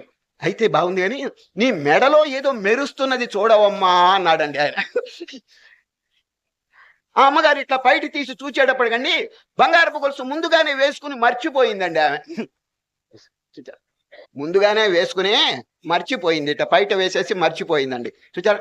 ఇప్పుడు జరిగిన విషయం ఏమిటి చెప్పండి? గొలుసు ఎక్కడికి పోలేదండి, వీపు దురద మాత్రం చక్కగా తీరిందండి. దంచి కొట్టాడండి ఆయన, దంచి కొట్టి. అదండి మిగిలింది. చూచారా, అనవసరమైనటువంటి బాధ అనుభవించిందండి. చూచారా, భ్రాంతి చేత కంగారు పడి నానా భీభత్సం కొని తెచ్చుకుందండి. వస్తువు ఎక్కడికి పోలేదండి. అదే విధంగా జీవుడు, దేవుడు ఎక్కడో ఉన్నాడు, ఇక్కడున్నాడు, అక్కడున్నాడు, ఎక్కడ లేడు, హృదయంలోనే ఉన్నాడు. చూచారా, సర్వస్య చాహం హృది సన్నివిష్టో మత్త స్మృతిర్జ్ఞానమపోహనంచ. భగవద్గీతలో ఒక చోట కాదండి, చాలా చోట్ల చెప్పినాడు. ఉపనిషత్తులు కూడా అదే విధంగా ఘోషిస్తున్నాయి. స్వశరీరే, స్వశరీరే, దేవుడు ఎక్కడున్నాడు? మీ శరీరంలో. స్వశరీరే స్వయం జ్యోతి స్వరూపం సర్వసాక్షిణం క్షీణ దోషా ప్రపశ్యంతి నేతరే మాయయావృత. అందరూ చూడలేరు దేవుణ్ణి. ఎందుకు? దోషం అంటే పాపం. పాపాలు ఉన్నవాడు ఎవరు? క్షీణ దోషా ప్రపశ్యంతి. పాపరహితములైనటువంటి వారు తన స్వరూపాన్ని చక్కగా తెలుసుకోగలరు. కనుకనే శ్రీకృష్ణ పరమాత్మ ఎన్ని సుగుణములు చెప్తున్నాడు చూడండి. ఈ సుగుణములను, క్యారెక్టర్, మొరాలిటీ చక్కగా మీరు అవలంబిస్తే మీ హృదయం శుద్ధంగా ఉంటే జ్ఞానం కలుగుతుంది. జ్ఞానం చేత విచారణ చేసి who am I, what is my real nature అని చెప్పి బాగా విచారణ చేసి తరించిపోతాడు. చూచారు. కనుక ఈ జ్ఞానం యొక్క ప్రభావం ఏమిటంటే మానవుడికి యథార్థమైనటువంటి ఆత్మస్వరూపం యొక్క అవగాహన. అంటే ఏమిటి? దూరంగా లేడు, మన స్వరూపంగానే ఉన్నాడని చెప్పి తెలుస్తుందండి. అప్పుడు ఎంత ఆనందం కలుగుతుందంటే, ఏ ఆనందం కోసం ఇంతవరకు అనేక జన్మలు నాశనం చేసినామో ఆ ఆనందము యొక్క సాగరం, బ్రహ్మానందం ఈ మన దగ్గరే ఉన్నదని అప్పుడు తెలుసుకుంటాడండి. తెలుసుకుని ఇక అన్ని వదిలిపెట్టేస్తాడు. ఈ రాజ్యాలు, ఈ సుఖాలు, ఈ భోగాలు, ఈ సంసారం, ఇదంతా కూడా నిజంగా ఏమిటి? రిఫ్లెక్షన్. ఆనందం లేదని కాదు, ప్రపంచంలో ఉన్నది, కానీ ప్రతిబింబ సుఖం అండి. దుఃఖ మిశ్రితమైనటువంటి సుఖం. ప్రపంచంలో ఏ సుఖమైనా చూడండి, దుఃఖం లేకుండా ఉండదండి. ఇప్పుడు సుఖం కలిగిందంటే వెంటనే దుఃఖం కూడా దాన్ని కొని వెంట తెచ్చుకుంటుందండి. సరే, ఇప్పుడు ఒక గుడ్డివారు ఉన్నారండి. వారు సంగీత విద్వాంసుడు, గుడ్డాయన. వారిని మీ ఇంటికి భోజనానికి పిలిచారండి. ఎవరిని? సంగీత విద్వాంసుడు, గుడ్డాయన, అంధుడు, జన్మాంధుడు.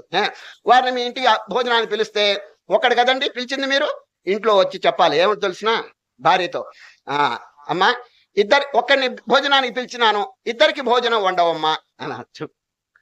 అర్థమైందండి? గుడ్డాయన్ని ఒక్క ఆయన కనుక మీరు ఇంటికి భోజనానికి పిలిస్తే ఇద్దరికి వంట చేయాలి. ఎందుకు చెప్పండి? గుడ్డాయన ఒంటరిగా రాలేడు. చూచారా, ఎవరు చెయ్యవు పట్టుకుని వస్తాడండి. కాబట్టి వెంట వచ్చిన ఆయన కూడా భోజనం పెట్టాలి. చూచారా, గుడ్డివాడిని ఆహ్వానం చేసినప్పుడు ఒకరికి భోజనం కాదండి, ఇద్దరికి మనం తయారు చేసి పెట్టాలి. ఎందుకంటే పట్టుకొచ్చిన వాడికి కూడా భోజనం పెట్టాలి. అదేవిధంగా మనం ఈ ప్రాపంచిక సుఖాన్ని కనుక మనం ఆహ్వానిస్తే ఇద్దరికి చోటు ఉంచాలండి. దేనికో తెలుసిన? దుఃఖం కూడా వెంట తెస్తుందండి అది. సరే, ఆ ప్రాపంచిక సుఖం దుఃఖాన్ని కూడా వెంట తెస్తుందండి అది.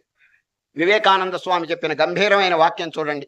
What enjoyment can there be in these little clots of earth. చూడండి, ఈ మట్టి ముద్దల్లో ఏం సుఖం ఉందయ్యా అంటాడు. చూడండి వివేకానంద ఎంత గంభీరం. మట్టి ముద్దలు అంటే శరీరాలు, ప్రాపంచిక వస్తువులు, ఇవన్నీ కూడా మట్టి ముద్దలండి. What enjoyment can there be in these little clots of earth. It is the crystallized essence of infinite enjoyment that we have to seek, and that is in God. Let all our passions and emotions go up unto Him. దేవుళ్ళో ఉందయ్యా పూర్ణ సుఖం. ఆ దేవుణ్ణి పొందటానికి కొంచెం try చేయండి.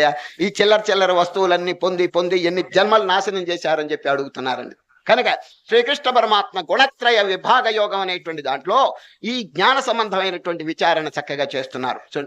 మానవుడికి బంధం అంతా తెచ్చేది 3 గుణాలండి. సరే, 3 గుణాలు అంటే ఏంటి చెప్పండి? తమోగుణం, రజోగుణం, సత్వగుణం. ఒక్క విషయం మాత్రం జాగ్రత్తగా ఆలోచించండి. సత్వగుణం అనేది పెద్ద బంధనం కాదండి. సత్వగుణం అనేది మంచిదండి. రజోగుణం, తమో గుణాన్ని పారద్రోలండి, సత్వగుణాన్ని అంగీకరించండి.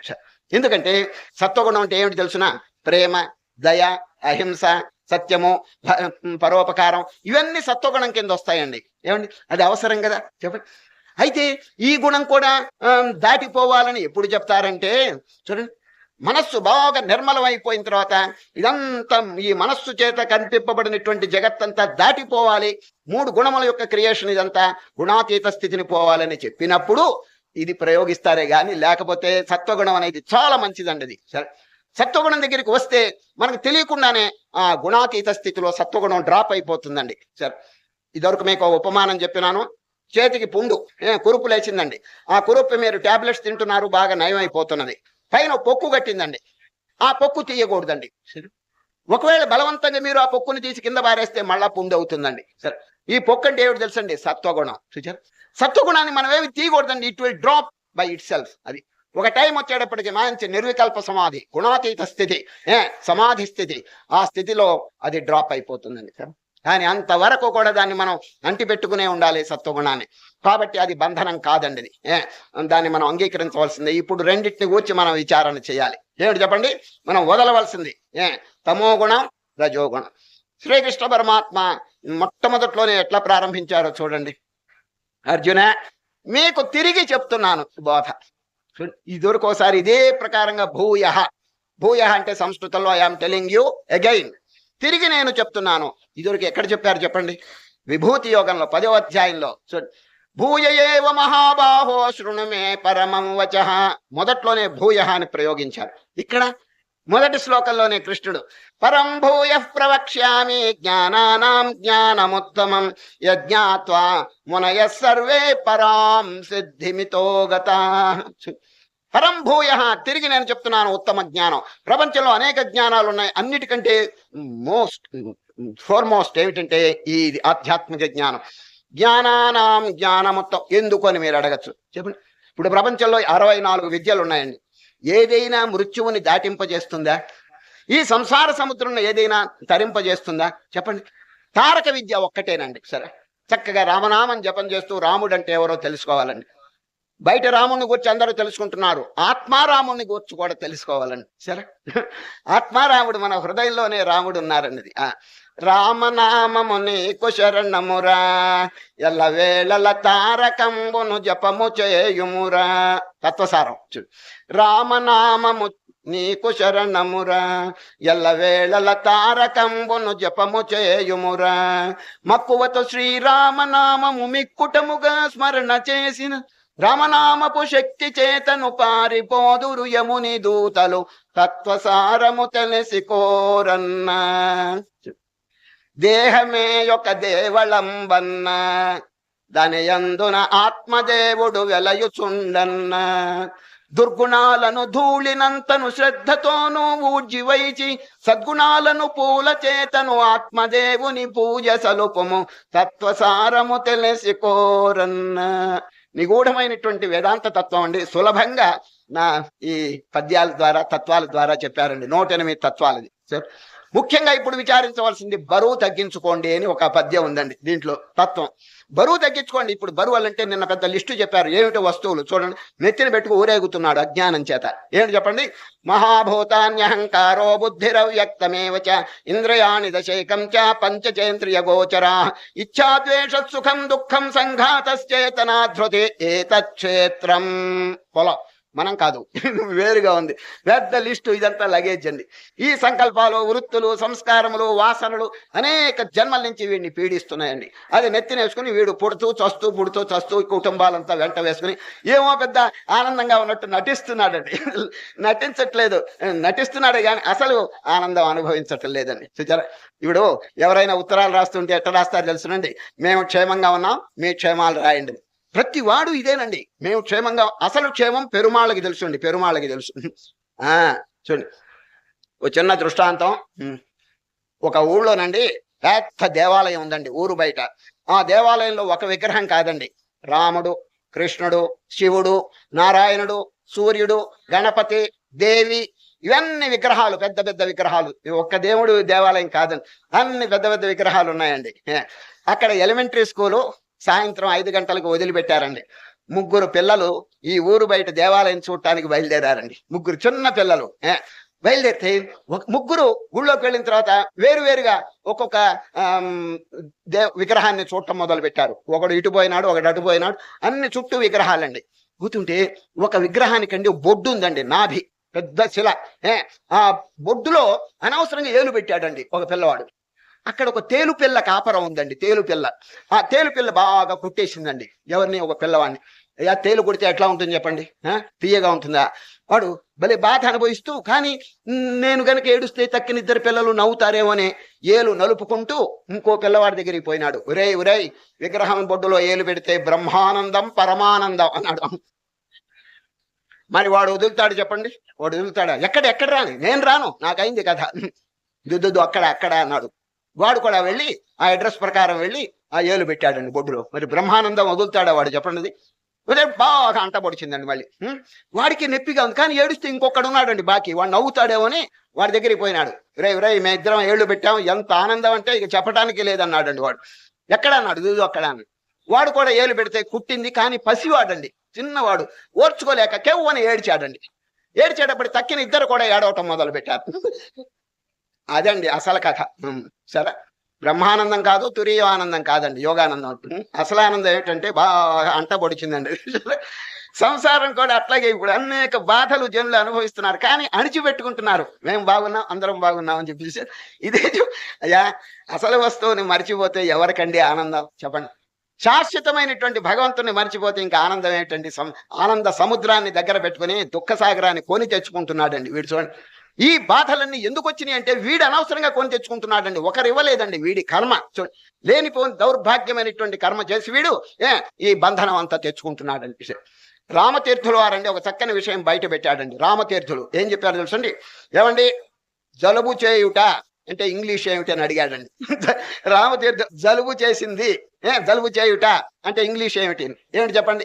Catch cold. చూడు, క్యాచ్ కోల్డ్ అంటారండి. హీ కాట్ కోల్డ్ అంటే వాడికి జలుబు చేసింది అని అర్థం. రామతీర్థులు అన్నాడు, ఎవరు ఈ సృష్టి చేశారో గాని ఈ పదాన్ని, ఎంత చక్కగా ఉంది. Cold was passing that way in this fellow caught it అన్నాడండి. అసలు జలుబు చేయలేదట, జలుబట్ట బజార్లో పోతుంటే వీడు అనవసరంగా పట్టుకుని తెచ్చుకున్నాడట. జలుబు గారు నన్ను పట్టండి అని చెప్పేసి. అంతేగాని జలుబు అసలు కలగలేదటండి. చూడండి, హీ కాట్. భాగవతంలో శ్లోకం అండి ఇది. మాతుఃపయోధర రసం న పునః పిబంతి. ఓ జనులారా, ఇప్పటికి ఎన్ని తల్లుల పాలు తాగేసినారు, ఇక మీదట తాగవద్దు. ఏమిటి దాని అర్థం చెప్పండి? తల్లి పాలు తాగవద్దంటే తల్లి గర్భంలో పుట్టవద్దు. అది దానికి ఉపాయం ఏమిటి? వారే చెప్తున్నారు భాగవతకారుడు. 3 పాదములతో చెప్తున్నారు. ఇప్పుడు నేను 4వ పాదం. ఏ మానవ విగతరాగ పరావరజ్ఞ నారాయణం సురగురుం సతతం స్మరంతి. ఎవరు తమ జీవితంలో నారాయణమూర్తిని భక్తిపూర్వకంగా అర్చన చేసి ధ్యానం చేస్తున్నారో వారు తిరిగి తల్లి గర్భంలో పుట్టరు. ఏ మానవ, చూడు, ఏ అంటే ఎనిబడి, ఫలాని వారని చెప్పలేదండి. జాతి మత కులాలు ఇక్కడ ఏమీ లేవండి. ఏ మానవ విగతరాగ పరావరజ్ఞ నారాయణం సురగురుం సతతం స్మరంతి ధ్యానేన తేన హత కిల్బిష చేతనాస్తే మాతుఃపయోధర రసం న పునః పిబంతి. ధ్యానం చేతండి అజ్ఞానం అంతా తొలగిపోతుందండి, పాపం అంతా భస్మం అయిపోతుంది. అప్పుడు చక్కగా జ్ఞానం కలుగుతుంది. దాని చేత జన్మరాహిత్యం, కర్మలన్నీ భస్మం అయిపోతాయండి. సరే, తిరిగి తల్లి గర్భంలో పుట్టకూడదంటే ఏమిటి? కర్మ ఉన్నంత వరకు వాడు పుట్టి తీరుతాడు, పుట్టాల్సిందే. మళ్ళా ఈ కర్మను రహితం చేయాలంటే ఇంకా దేనికి శక్తి లేదండి, జ్ఞానానికి ఉన్నదండి శక్తి. భగవద్గీతలో ఈ ప్రమాణం ఒక చోటు కాదు, 2-3 చోట్ల చెప్తున్నారు. జ్ఞానాగ్ని దగ్ధ కర్మాణం అంటాడు. చూడండి, తర్వాత యథైధాంస సమిద్ధోగ్ని భస్మసాత్ కురుతే అర్జున జ్ఞానాగ్ని సర్వకర్మాణి భస్మసాత్ కురుతే తథా. ఈ జ్ఞానం అనే అగ్ని చేత ఈ కర్మ కట్టెలన్నీ ధ్వంసం అయిపోతాయి. ఇంకా పునర్జన్మ అనేటువంటిది మానవుడికి ఉండదండి. అది చేత శ్రీకృష్ణ పరమాత్మ ఈ 3 గుణాలని కొంచెం దాటడానికి ప్రయత్నం చేయండి. మనస్సును దాటిపోవాలండి. ఇప్పుడు భగవంతుడు ఎక్కడున్నాడు తెలుసండి? మనస్సు పైన. ఏమండి మీకెట్టా తెలుసునంటే గీతలో ప్రమాణం ఏవం బుద్ధే పరం. చూడండి, 3వ ఒక అధ్యాయంలో మొదట్లో చెప్తారండి. ఏవం బుద్ధే పరం బుద్ధ్వా సంస్థభ్యాత్మానమాత్మన జహి శత్రుం మహాబాహో కామరూపం దురాసదం. బుద్ధి పరం, బుద్ధికి పైన. ఈ జగత్తు ఇదంతా ఎక్కడుంది? సంసారం ఇదంతా బుద్ధికి లోబడి ఉందండి. సరే, బుద్ధికి లోబడి ఉంది అని చేత పుట్టడం, చావటం, ఈ దుఃఖాలు ఇవన్నీ కూడా అనుభవిస్తున్నది. మనం ఏం చేయాలి తెలిసిన? బుద్ధిని దాటాలి, అంటే మనస్సును దాటిపోవాలి. మనస్సును దాటాలంటే ఏమిటి ఉపాయం? 3 గుణములు రహితం చేయాలి. 3 గుణముల్లో ఒక గుణం వద్దని పోగొట్టద్దని నేను మొదట్లో చెప్పినాను, అది జ్ఞాపకం ఉంచుకోండి. సత్వగుణం. సత్వగుణాన్ని పోగొట్టాలనే అభిప్రాయమే వద్దండి, అది కలలో కూడా ఉండకూడదు. ఎందుకంటే it will drop by itself when we realise. అది మనం మనస్సుకి అతీతంగా కనుక పోతే అది దానంతట అదే రాలిపోతుంది. కాబట్టి అంతవరకు అది ఉండి తీరాల్సిందేనండి. సరే, సత్వగుణం ఇక పోతే వదలవలసింది ఏమిటంటే 2 గుణాలు, తమో గుణం, రజోగుణం. ఈ రోజు గుణత్రయ విభాగ యోగం శ్రీకృష్ణ పరమాత్మ చెప్తున్నారు. పరం భూయ ప్రవక్ష్యామి జ్ఞానానాం జ్ఞానముత్తమం యజ్ఞాత్వా మునయః సర్వే పరాం సిద్ధిమితో గతాః. భూయ. అర్జున, మీకు తిరిగి చెప్తున్నా. ఎందుకు చెప్పాలి చెప్పండి? ఎవరైనా గురువు శిష్యునికి పదే పదే చెప్పాలంటే ఎంత ఉత్సాహం వారికి కలగాలి చెప్పండి. ఆ ఉత్సాహం దేని వల్ల కలుగుతుంది చెప్పండి? శిష్యుని యొక్క క్వాలిఫికేషన్, అర్హత, ఆ శిష్యుని యొక్క గ్రహణ శక్తి, ధారణా శక్తి, ఇవన్నీ బాగా పరిశీలిస్తే వారికి గనక ఇష్టమైతే వీరు చక్కని ఉన్నతిని పొందారు, అభివృద్ధిని పొందారని చెప్పి వారికి అభిప్రాయం కలిగితే నిజంగా వారు ఒకసారి కాదు, 2 సార్లు కాదు, ఎన్నిసార్లు అయినా చెప్తారు, భూయ తిరిగి చెప్తారు. ఇప్పుడు అర్జునుడు అటువంటి వారు, qualified aspirant and qualified disciple. కొందరు శిష్యులండి గురువు గారు ఎంత చెప్పినప్పటికీ గ్రహించలేరండి. గ్రహించలేకపోవటం అయినా పర్వాలేదండి, మరి ఒక రకంగా చేస్తారు, తల్లకిందులుగా. అప్పుడు గురువు గారికి ఎంత బాధ చెప్పండి. సోమరితనంగా కొందరు ఆశ్రమాల్లో ప్రవేశిస్తారండి. ఈ సోమరితనం చేత ఏమీ సాధన చేయరు. సాధన చేయకపోతే ఇది ఏమైనా వంట పట్టేదండి చెప్పండి. యమ నియమ ఆసన ప్రాణాయామ ప్రత్యాహార ధారణ, ఏ నోటి మాటలండి ఇది. అనేక జన్మల నుంచి కూడగట్టుకున్నటువంటి పాడు వాసనలు పోవాలంటే ఇస్ ఇట్ ఎ జోక్ చెప్పండి? నోటి మాటల వీ హ్యావ్ టు ట్రై, సాధన చెయ్యాలి. సోమరితనం ఇక్కడ పనికే రాదండి. అది ఒక ఆయనకండి కొడుకున్నాడండి, వాడిని తీసుకెళ్లి స్కూల్లో పారేశాడండి. స్కూల్లో పారేస్తే వాడు సోమరితనం చేత ఏమి చదవకుండా ఇట్లా తిరుగుతుంటే తండ్రి గారు ఏం చేసినారంటే స్కూల్లో వాడికి సరిగా పాఠాలు అర్థం కావటం లేదేమో అని ప్రైవేట్ మాస్టర్ని పెట్టి ఇంటి దగ్గర ఇంగ్లీష్ చెప్పిస్తున్నాడు. ఇంగ్లీష్ అంటే ఆయనకి తండ్రి గారు చాలా ప్రీతి. తెలుగే చెప్తున్నారు, ఈయన ఏమిటంటే ఇంగ్లీష్ చెప్పించాలని ట్యూషన్ చెప్పిస్తున్నాడు ఇంట్లో. ఎవరికి? వాడు అసలే సోమరి, తెలుగే వాడి నోటికి తిరగటలేదు, అందులో ఇంగ్లీష్ చెప్పిస్తున్నాడు. అందువల్ల వాడు మాస్టర్ గారు ఇంగ్లీష్ చెప్తుంటే ఎంత బాధపడుతున్నాడంటే వాడి బోధ, గురువు గారి బోధ వీడికి బాధగా ఉందండి. అందువల్ల ఏం చేస్తున్నాడు, ఒకసారి అడిగేశాడండి ప్రైవేట్ మాస్టర్ని, మాస్టర్ గారు ఇంగ్లీష్ ఇంకెంతకాలం చదవాలి అన్నాడండి వాడు. మాస్టర్ చెప్పాడు జనరల్ గా, నాయన జనరల్ నాలెడ్జ్ వస్తే ఆపేసాయి. వచ్చిందానికి గుర్తు ఏమిటంటే కొత్త పాఠం చదవంగానే పాత పాఠం ఎంత చక్కగా అర్థం అవుతున్నదో అంత చక్కగా కొత్త పాఠం అర్థమైతే, అనగా కొత్త పాఠం పాత పాఠం సమానంగా ఎప్పుడు తోస్తాయో అప్పుడు ఆపేసేవాయ్ అన్నాడు. అందరికి అర్థమైందండి. పాత పాఠం చక్కగా అర్థం అవుతుంది అందరు, కొత్త పాఠం అర్థం కాదు. కానీ పాత పాఠం అర్థమైనట్టు గనక కొత్త పాఠం మొదట్లోనే అర్థమైతే జనరల్ నాలెడ్జ్ బాగా వచ్చిందనమాట. కాబట్టి కొత్త పాఠం పాత పాఠం సమానంగా నీకు ఎప్పుడు తోస్తాయో అప్పుడు ఆపేసేవాయ్ అన్నాడండి. వీడేం చేసినాడంటే మరుసటి రోజు ఆపేశాడండి వాడు చదువు. మాస్టర్ గారు ఏరా ఎందుకు ఆపినా అంటే, సార్ కొత్త పాఠం అర్థం కావటం లేదు, పాత పాఠం జ్ఞాపకం రావటం లేదు, 2 సమానంగా ఉన్నాయన్నాడు.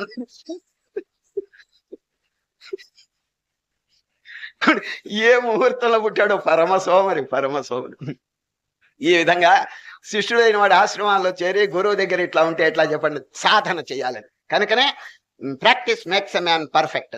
ఈ లౌకికమైనటువంటి రంగాల్లో ఏ విధంగా ప్రాక్టీస్ అనేది గొప్ప సహాయంగా ఉన్నదో, ఈ ఆధ్యాత్మిక విషయంలో కూడా అనేక జన్మల్లో చేసినటువంటి పాప సంస్కారాలు పోవాలంటే ఇట్ డిపెండ్స్ అపాన్ ప్రాక్టీస్. కనుకనే శ్రీకృష్ణ పరమాత్మ ఎక్కడ మనకు అవకాశం దొరికితే అక్కడ అభ్యాస యోగ యుక్తేన, చూడండి అభ్యాసానికి యోగం అనేటువంటి టైటిల్ ఇచ్చాడండి. చూడండి, అభ్యాస యోగ యుక్తేన చేతసా నాన్యగామిన పరమం పురుషం దివ్యం యాతి పార్థానుచింతయన్. అభ్యాసం. మనస్సు నిలవలేదని చెప్పి అర్జునుడు కంప్లైంట్ చేస్తే ఏం చెప్పారు చెప్పండి? నాయనా నేనేం చేసేది, నీ మనస్సు నిలవకపోతే 2 సాధనలు చేయి.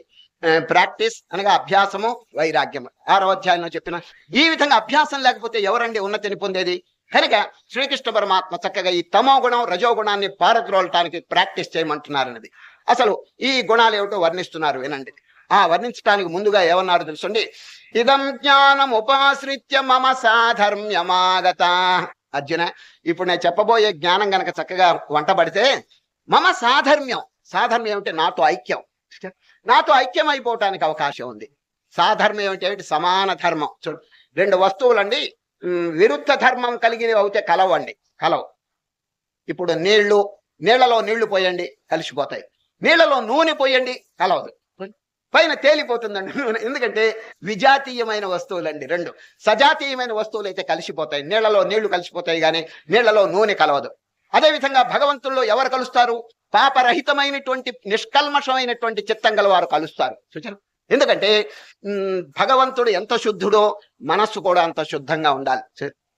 పతంజలి మహర్షి వాట్ ఈజ్ సాల్వేషన్ అనే డెఫినేషన్ చెప్తున్నారండి ఇక్కడ యోగ సూత్రం, పతంజలి యోగ సూత్రం. సాల్వేషన్ అంటే మోక్షం అనగా ఏమి?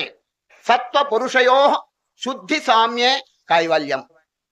యోగ సూత్రం అండి, అద్భుతమైంది, పతంజలి రాసినాడు. సత్వ పురుషయో శుద్ధి సామ్యే కైవల్యం. మోక్షం, కైవల్యం అంటే మోక్షం. What is salvation? మోక్షం అంటే ఏమిటి?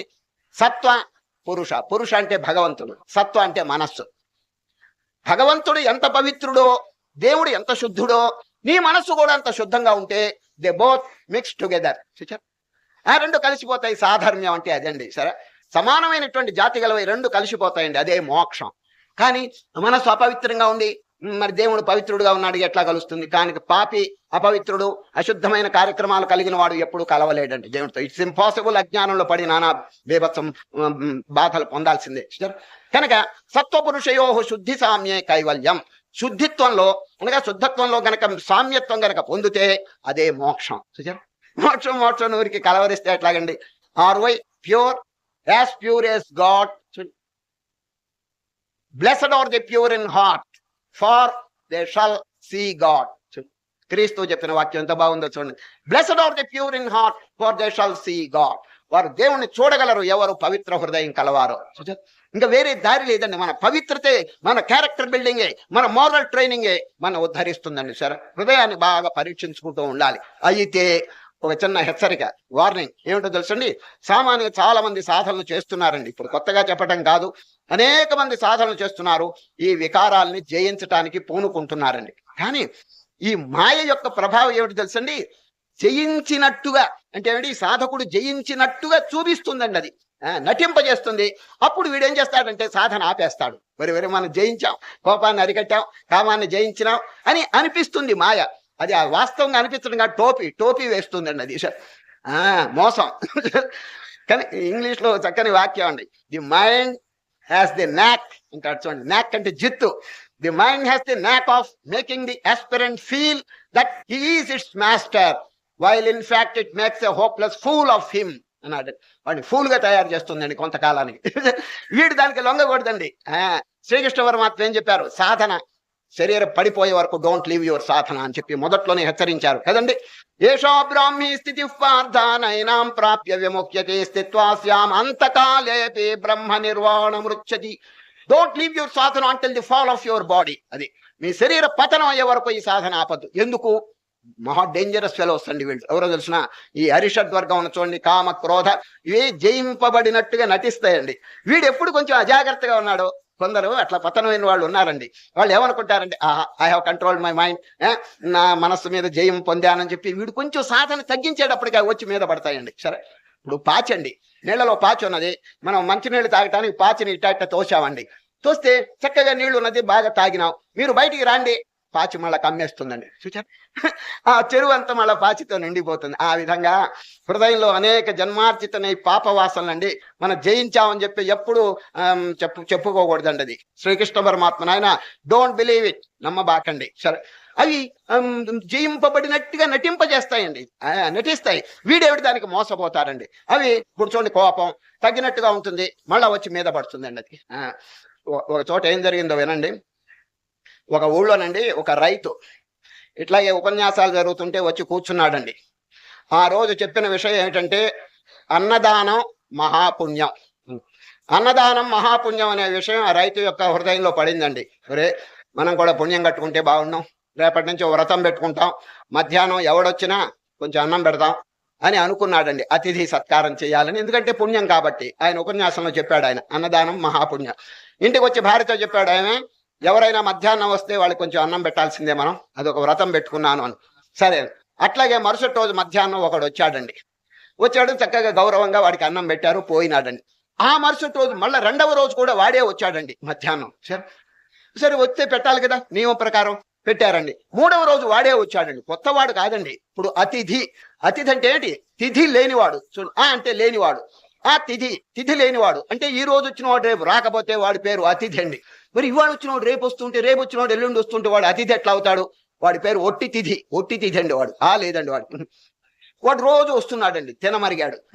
తినమరిగితే భార్య భర్త దగ్గరికి, ఏమండి పుణ్యమా పురుషార్థమా, వాడు సోమరిపోతాడు, బాగా తినమరిగాడు, మీరేమో సిద్ధాంతం అని వచ్చిన వాళ్ళకి అన్నాలు పెడుతున్నారు, మనం పెద్ద ధనవంతులం కాదు కదా, ఎవడో కొత్తవాడు వస్తే పెట్టడం న్యాయం, రోజు వాడే తినిపోతుంటే ఎట్లా పెడతాం మనం, కాబట్టి పెట్టవద్దు అని.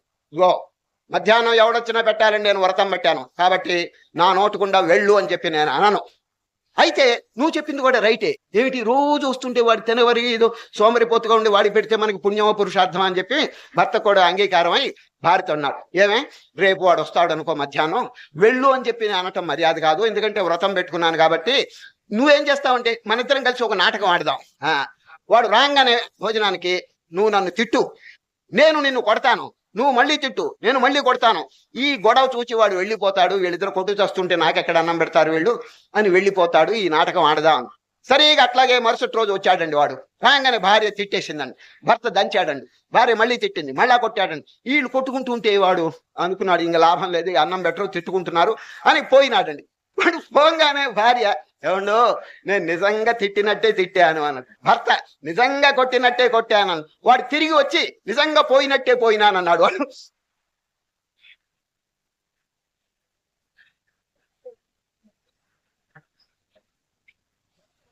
వాడు వదలలేదండి, వాడేం వదలదు. ఇట్లా ఉంటుందండి ఈ దుర్గుణాలని జయించడం కూడా ఇట్లాగే ఉంటుంది. అది పోయినట్టే పోయి మళ్ళా నెత్తి మీద ఎక్కుతారండి వాళ్ళు. కనుక శ్రీకృష్ణ పరమాత్మ వార్నింగ్ ఇస్తున్నారండి. ఇది మమ సాధర్మ్యమాగత అర్జున, నాతో ఐక్యం కావటానికి ఉపాయం ఏమిటంటే 3 గుణములు దాటవలసది. ఇదం జ్ఞానముపాశ్రిత్య మమ సాధర్మ్యమాగత. నేను చెప్పేటువంటి జ్ఞానం అంటే గుణాతీతమైనటువంటి స్థితిని కనుక ఎవరైనా పొందితే మమ సాధర్మ్యం, నాతో ఐక్యం అయిపోతారు. సర్గేపి నోపజాయంతే ప్రళయేన వ్యథంతి చ. ఇక చూడండి 3 గుణాలు చూడండి. సత్వానికి వచ్చి వద్దండి మనం దానికి, ఎందుకంటే దాన్ని పొందాలి కాబట్టి దాన్ని తొలగించేటువంటి పద్ధతి అంతా వద్దనే వద్దండి. సత్వగుణం చాలా మంచిది, we have to welcome it. అది దాన్ని ఆహ్వానం చేయాలండి. ఇకపోతే విడవలసిన ఏమిటంటే గో బ్యాక్ అని చెప్పవలసింది ఈ 2 అండి. ఏది? రజోగుణం, తమోగుణం. రజోగుణం అంటే నిర్వచనం చూడండి శ్రీకృష్ణ వర్మ. రజో రాగాత్మకం విద్ధి తృష్ణా సంగ సముద్భవం తన్నిబధ్నాతి కౌంతేయ కర్మ సంగేన దేహినం. నిబధ్నాతి అనేది కామన్ గా ఉన్నదండి. చూడండి రజోగుణం, తమోగుణం వీటన్నిటికీ నిబధ్నాతి బంధింపు చేస్తున్నది మానవుని. చూడండి దేంతోనండి కట్టేది? తాడు చూడు, లేక గొలుసు. గొలుసుతో బంధించేస్తున్నదండి ఏది? ఈ పాడు గుణాలు. చూడండి రజో రాగాత్మకం విద్ధి తృష్ణా సంగ సముద్భవం తన్నిబధ్నాతి కౌంతేయ కర్మ సంగేన దేహినం. తృష్ణ, తృష్ణ అంటే ఏమిటండి? అత్యాశ. ఈ రజోగుణం ఎవరికైనా ఉందా? గుర్తు ఏమిటండి? అత్యాశ అండి. వాడు ఏదో భగవంతుడు ఇచ్చింది చాలు కదా అని చెప్పి తృప్తి లేదండి, సంతుష్టి లేదు, ఇంకా పొందాలి ఇంకా పొందాలని చెప్పి ఆశ నాశనం చేస్తుందండి వాడిని. ఒక చోట ఒక చిన్న గాథ నేను చదివాను, చాలా మనోరంజకంగా ఉందండి. ఏమిటంటే ఒక రైతుకి 1 ఎకరం పొలం ఉందండి ఊరు బయట. దాంట్లో చెరుకు పైరు వేశాడండి. చెరుకు పైరు అది ఎంత లావు, ఎరువులన్నీ వేశాడండి, సల్ఫేట్లు బాగా వేసా, ఇంత లావు ఊరిందండి. సరే బాగా లావు ఊరింది. ఇంకా 15 రోజుల్లో కోతకు వస్తారండి. దేన్ని చాలా లాభం వచ్చేట్టుగా ఉందండి. ఆ సమయంలో ఇంకా 15 రోజులు బాగా నీళ్లు కడుతున్నాడు, దాన్ని పోషిస్తున్నాడండి. ఒకరోజు తెల్లవారుజామున లేచి చూచాడండి. పొద్దున్నే సూర్యోదయం కాంగన చూస్తే కొంత 5 గజాలు మేర నవిలేసి ఉన్నదండి. బాగా తొక్కి తొక్కి ఆ చెరుకంతా కూడా నవిలేసినటువంటి దృశ్యం చూచాడండి. రైతుకి ఎంత బాధ కలుగుతుందండి అటువంటి దృశ్యం చూస్తే. చెమట కార్చి వాటన్నిటి పోషించినటువంటి రైతుకి ఇటువంటి దృశ్యం చూడగానే పరమ దుఃఖం కలిగింది. ఎవరు చేశారు ఈ పని? ఆ మరుసటి రోజు ఇంకా కొంచెం అట్లాగే నలిగి నాశనం అయిపోయిందండి. ఇక 3వ రోజు ఏం చేశాడు తెలుసండి? దీపం పెట్టుకున్నాడండి.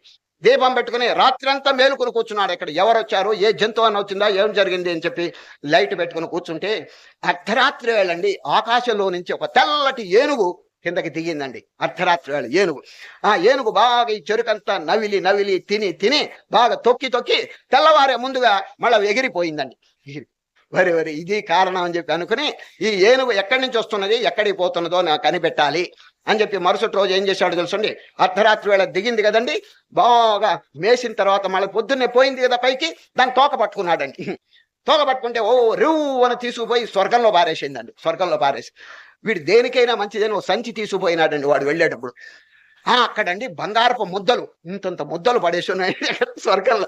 బంగారు ముద్దలు అంటే ఎంత ఆనందపడ్డాడా, వండర్ఫుల్ అని సంచి నిండా బంగారపు ముద్దలు వేసుకుని మళ్ళా అర్ధరాత్రి వేళ మరుసటి రోజు దిగుతుంది కదండి, దాన్ని తోక పట్టుకున్నాడండి. తోక పడితే మళ్ళా కిందకి దిగింది. చక్కగా తన ఇంట్లో ప్రవేశించి బంగారం అంతా దాచుకున్నాడు. కానీ పక్కింటి వాడు కనిపెట్టేశాడు. ఇంత బంగారం ఎక్కడి నుంచి వచ్చింది వీడికి? బీదవాడు, ఏదో మధ్య రకం, 1 ఎకరం కదా పొలం, ఇంత బంగారం ఎక్కడ సంపాదించినాడు అని చెప్పి పక్కవాడు, జాగ్రత్త పోలీసులు చెప్పేస్తాను, అసలు విషయం ఏమిటో చెప్పన్నాడు వాడు. అట్లాగే వాడు పక్కింటి వాడికి చెప్పాడు, ఆ పక్కింటి వాడికి దాదాపు 10 మంది వచ్చారండి దగ్గరికి, ఆ వరుస ఇళ్ళ వాళ్ళంతా వచ్చి చెప్పు ఎక్కడ దొరికిందని. ఇక చెప్పక తప్పదు, ఎందుకంటే వీడు అసలు బయట చెప్తే అసలుకే మోసం వస్తుందని ఈ 10 మందిని కూర్చోబెట్టి, నాయన అర్ధరాత్రి వేళ ఒక ఏనుగు వచ్చింది, దాన్ని తోక పట్టుకున్నాను, అది తీసుకెళ్లి స్వర్గంలో బారేసింది, స్వర్గంలో కావాల్సిన బంగారం ఉంది, నేను తెచ్చుకున్నానని. సరే అని నువ్వు ఒక్కడే తింటే ఎట్లా, మేము కూడా తినాలా లేదా స్వర్గంలో బంగారం, మేము కూడా సంచులు తీసుకుని బయలుదేరతాం, నువ్వు రాత్రి తోక పట్టుకుని మళ్ళా పైకి పో, నీ కాలు మేము పట్టుకుంటాం, నా కాళ్ళు వాడు పట్టుకుంటాడు, నా కాళ్ళు వాడు పట్టుకుంటాడు, ఒక హ్యూమన్ చైన్ ఒకటి తయారు చేస్తాం, మానవుల గొలుసు, నువ్వు మొదట తోక పట్టుకో అన్నారండి. అట్లాగే పొద్దున్న రాత్రి అంతా అది మేసేసింది. పొద్దున్న వెళ్ళేటప్పుడు మొదటి వాడు తోక పట్టుకున్నాడు, వాడి కాళ్ళు ఇంకోటి పట్టుకున్నాడు. ఈ విధంగానండి 20 మంది వేలాడాడండి. పోతున్నది ఏనుగు తీసుకుపోయి ఇంకా స్వర్గం అండి 10 గజాలు ఉందండి. అప్పుడు తోక పట్టుకుని ఆయన కింద వాడు అడిగాడు, ఏమయ్యా స్వర్గంలో ఎంత బంగారం ఉందని. వాడు ఇంత అని చెప్పి తోక వదిలేశాడండి. వాడు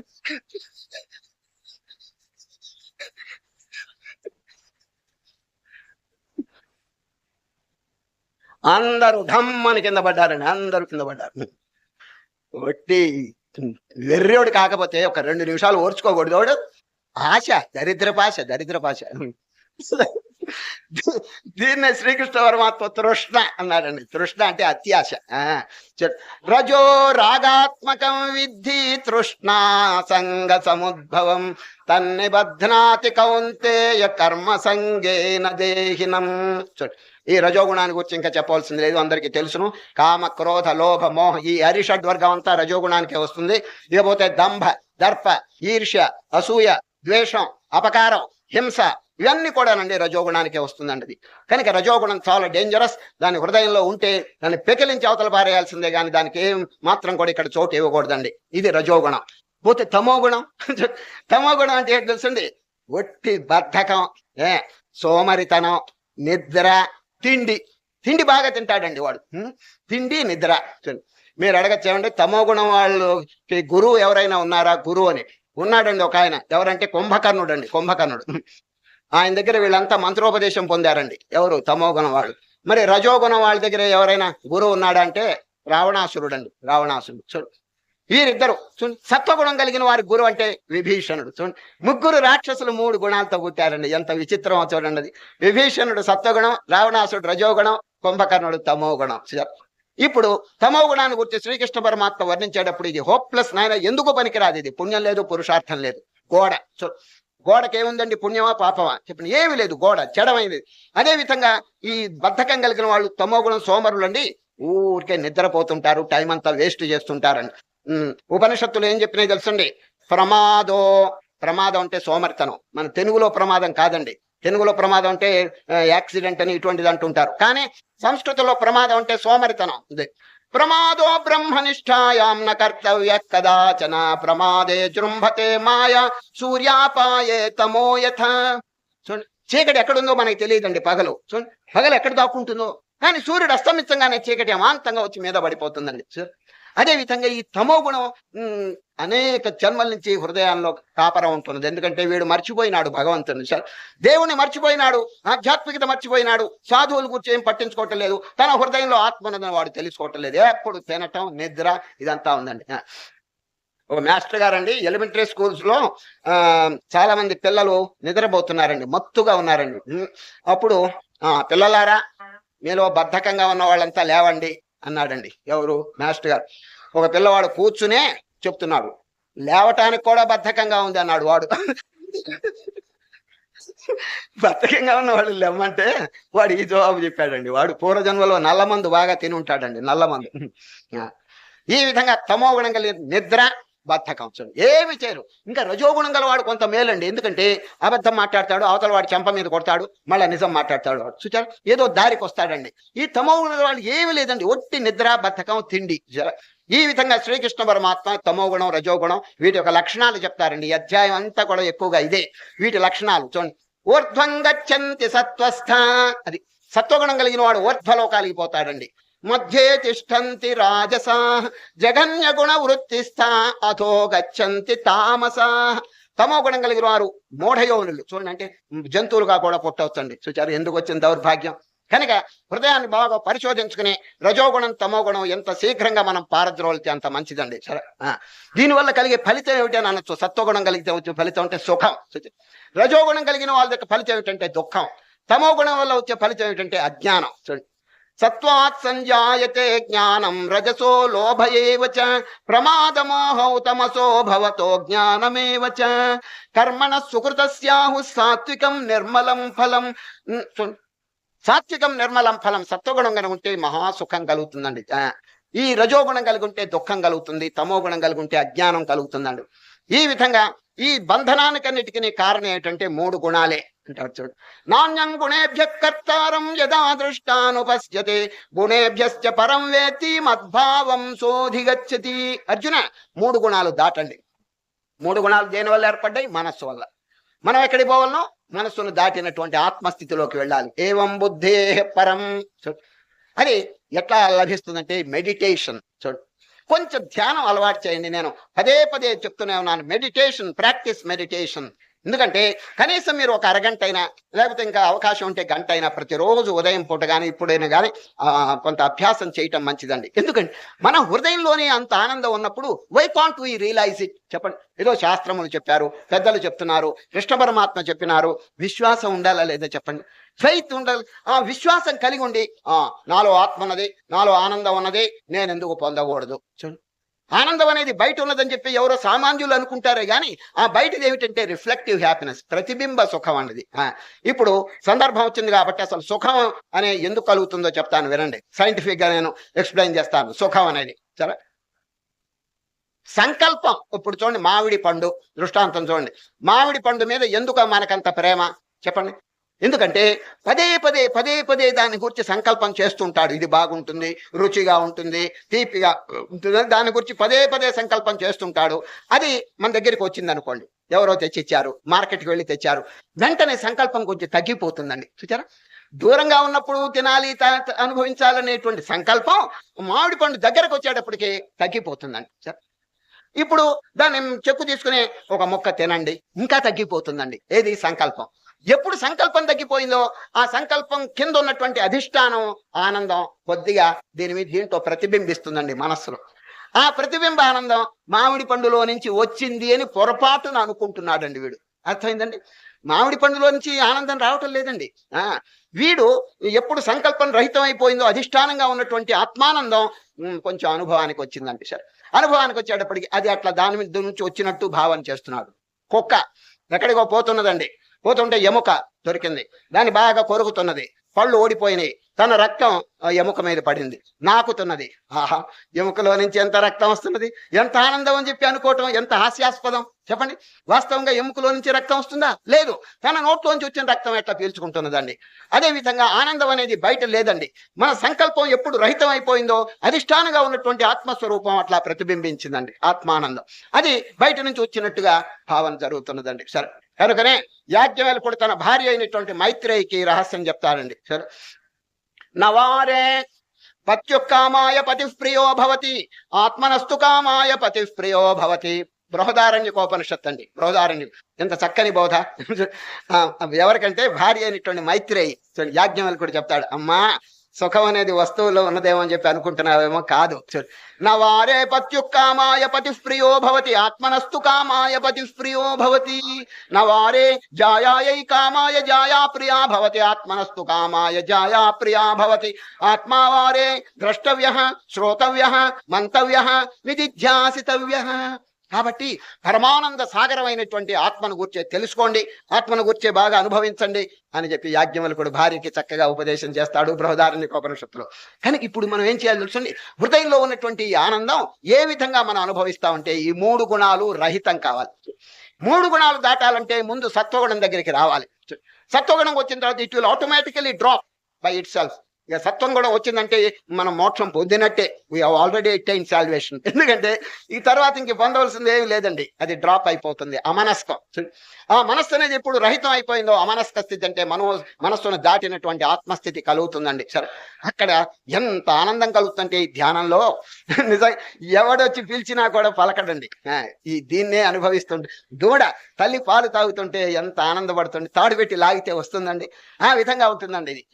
కొంచెం బాగా అనుభవించాలి. ధ్యానం అంతా నేర్చుకోవటం చాలా మంచిదండి. చూసారు, ఈ విధంగా సాధన చెయ్యాలని. గుణానేతానతీత్యత్రీన్ దేహి దేహ సముద్భవాన్ జన్మ మృత్యు జరా దుఃఖైర్విముక్తో అమృతమశ్నుతే అనే ఈ 3 గుణములు దాటిన వాడు జన్మ దుఃఖం జరా దుఃఖం ఇవన్నీ దాటిపోతాడని చెప్పి కృష్ణ పరమాత్మ చెబితే అర్జునుడి గారికి ఒక సందేహం కలిగిందండి. కృష్ణ, ఎంత అద్భుతంగా ఉంది మీ యొక్క బోధ, 3 గుణాలు దాటమని చెప్పారే, ఇట్లా ఎవరైనా దాటినారా? చూడు, ఆ విధంగా 3 గుణములు దాటినటువంటి గుణాతీతుని యొక్క లక్షణం ఏమిటి, వారి యొక్క ప్రవర్తన ఏమిటి, వారు ఏ విధంగా మాట్లాడతారు, ఏ విధంగా వారు వ్యవహరిస్తారు, దయచేసి సెలవివ్వండి అని చెప్పి అర్జునుడు గారు ఒక ప్రశ్న. ఏమండి, ఇదొక స్థిత ప్రజ్ఞ 2వ అధ్యాయంలో అడిగినట్టుగానే అడిగారండి. స్థిత ప్రజ్ఞస్య కా భాష అని అక్కడ అడిగారే, ఇక్కడ కూడా కైర్లింగై త్రీన్ గుణానేతానతీతో భవతి ప్రభో హిమాచార కథం చైతాం స్త్రీన్ గుణానతి వర్తతే.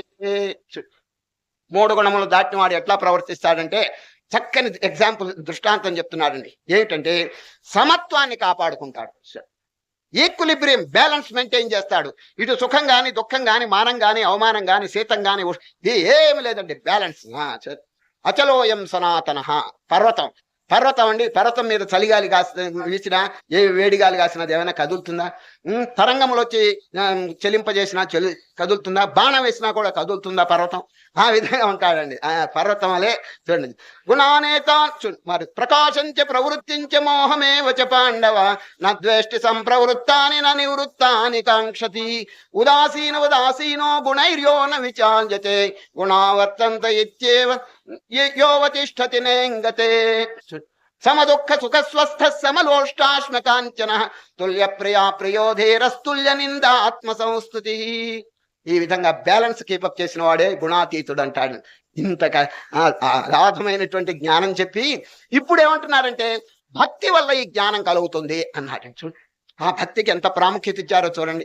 పండు కావాల్సిందే కానీ పండు పుష్పంలో నుంచి వస్తుందని చెప్తున్నాడు. మాంచయో అవ్యభిచారేణ భక్తి యోగేన సేవతే సగుణాన్ సమతీచైతాన్ బ్రహ్మభూయాయ కల్పతే. బ్రహ్మభూయాయ కల్పతే. అవ్యభిచారేణ భక్తేనా, అచంచలమైనటువంటి భక్తి చేతి ఇటువంటి గుణాతీత లక్షణం మానవుడికి కలుగుతుంది. చక్కగా జ్ఞాన విచారణ చేసి తరిస్తాడని చెప్పి శ్రీకృష్ణ పరమాత్మ చెప్పినారు. కాబట్టి ముఖ్యంగా మనం తెలుసుకోవాల్సింది ఏమిటంటే ఈ అధ్యాయంలో హృదయ పరిశోధన. ఏదైనా దుర్గుణములు పాపములు ఇవన్నీ కనుక ప్రవేశిస్తుంటే కొంచెం నెమ్మదిగా వాటిని మెడబెట్టి గెంటటం మంచిదండి. అక్కడేం దయ చూపవలసిన పని లేదండి. అవి ముందు హఠం వేస్తాయండి. హఠం వేసినా కూడా మనం లొంగకూడదు. వాటి బోధలకు మనం వాటి దాసులైనట్టుగా మనం ఎప్పుడు ఉండకూడదండి. వాటిని మెర్సిలెస్లీ డ్రైవ్ ఇట్ ఆఫ్ అంతే.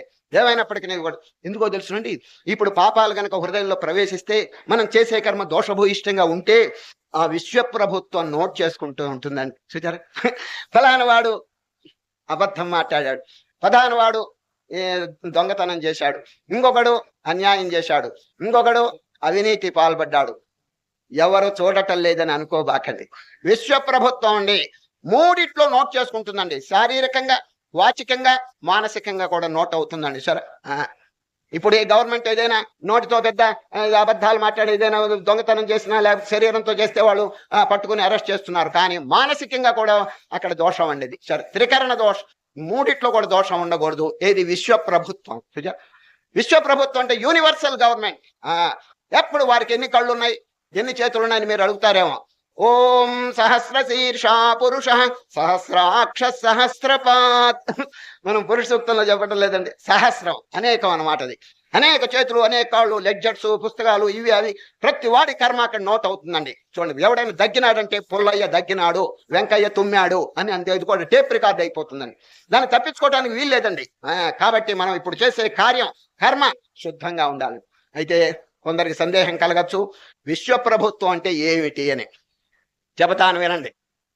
పరమాత్మ ప్రెసిడెంట్, ఈశ్వరుడు ప్రైమ్ మినిస్టర్, బ్రహ్మదేవుడు ప్లానింగ్ మినిస్టర్, ఇంద్రుడు హోమ్ మినిస్టర్, కుబేరుడు finance minister, Kumaraswamy defence minister, వరుణుడు agricultural minister, Saraswati educational minister, వాయుదేవుడు హెల్త్ మినిస్టర్, నారదుడు రేడియో అండ్ బ్రాడ్కాస్టింగ్ మినిస్టర్.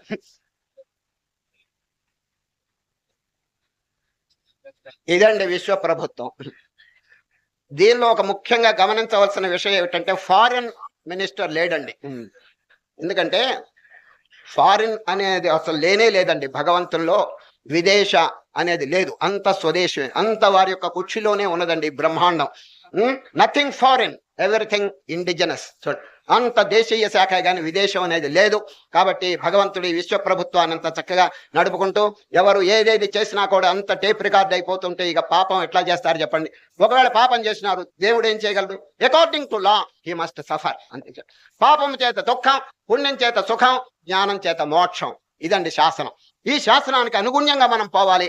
పాపాన్ని తొలగించుకుని పుణ్యాన్ని వృద్ధి చేయాలి, జ్ఞానాన్ని పొందాలి, మోక్షం మనం తప్పకుండా అనుభవించాలని.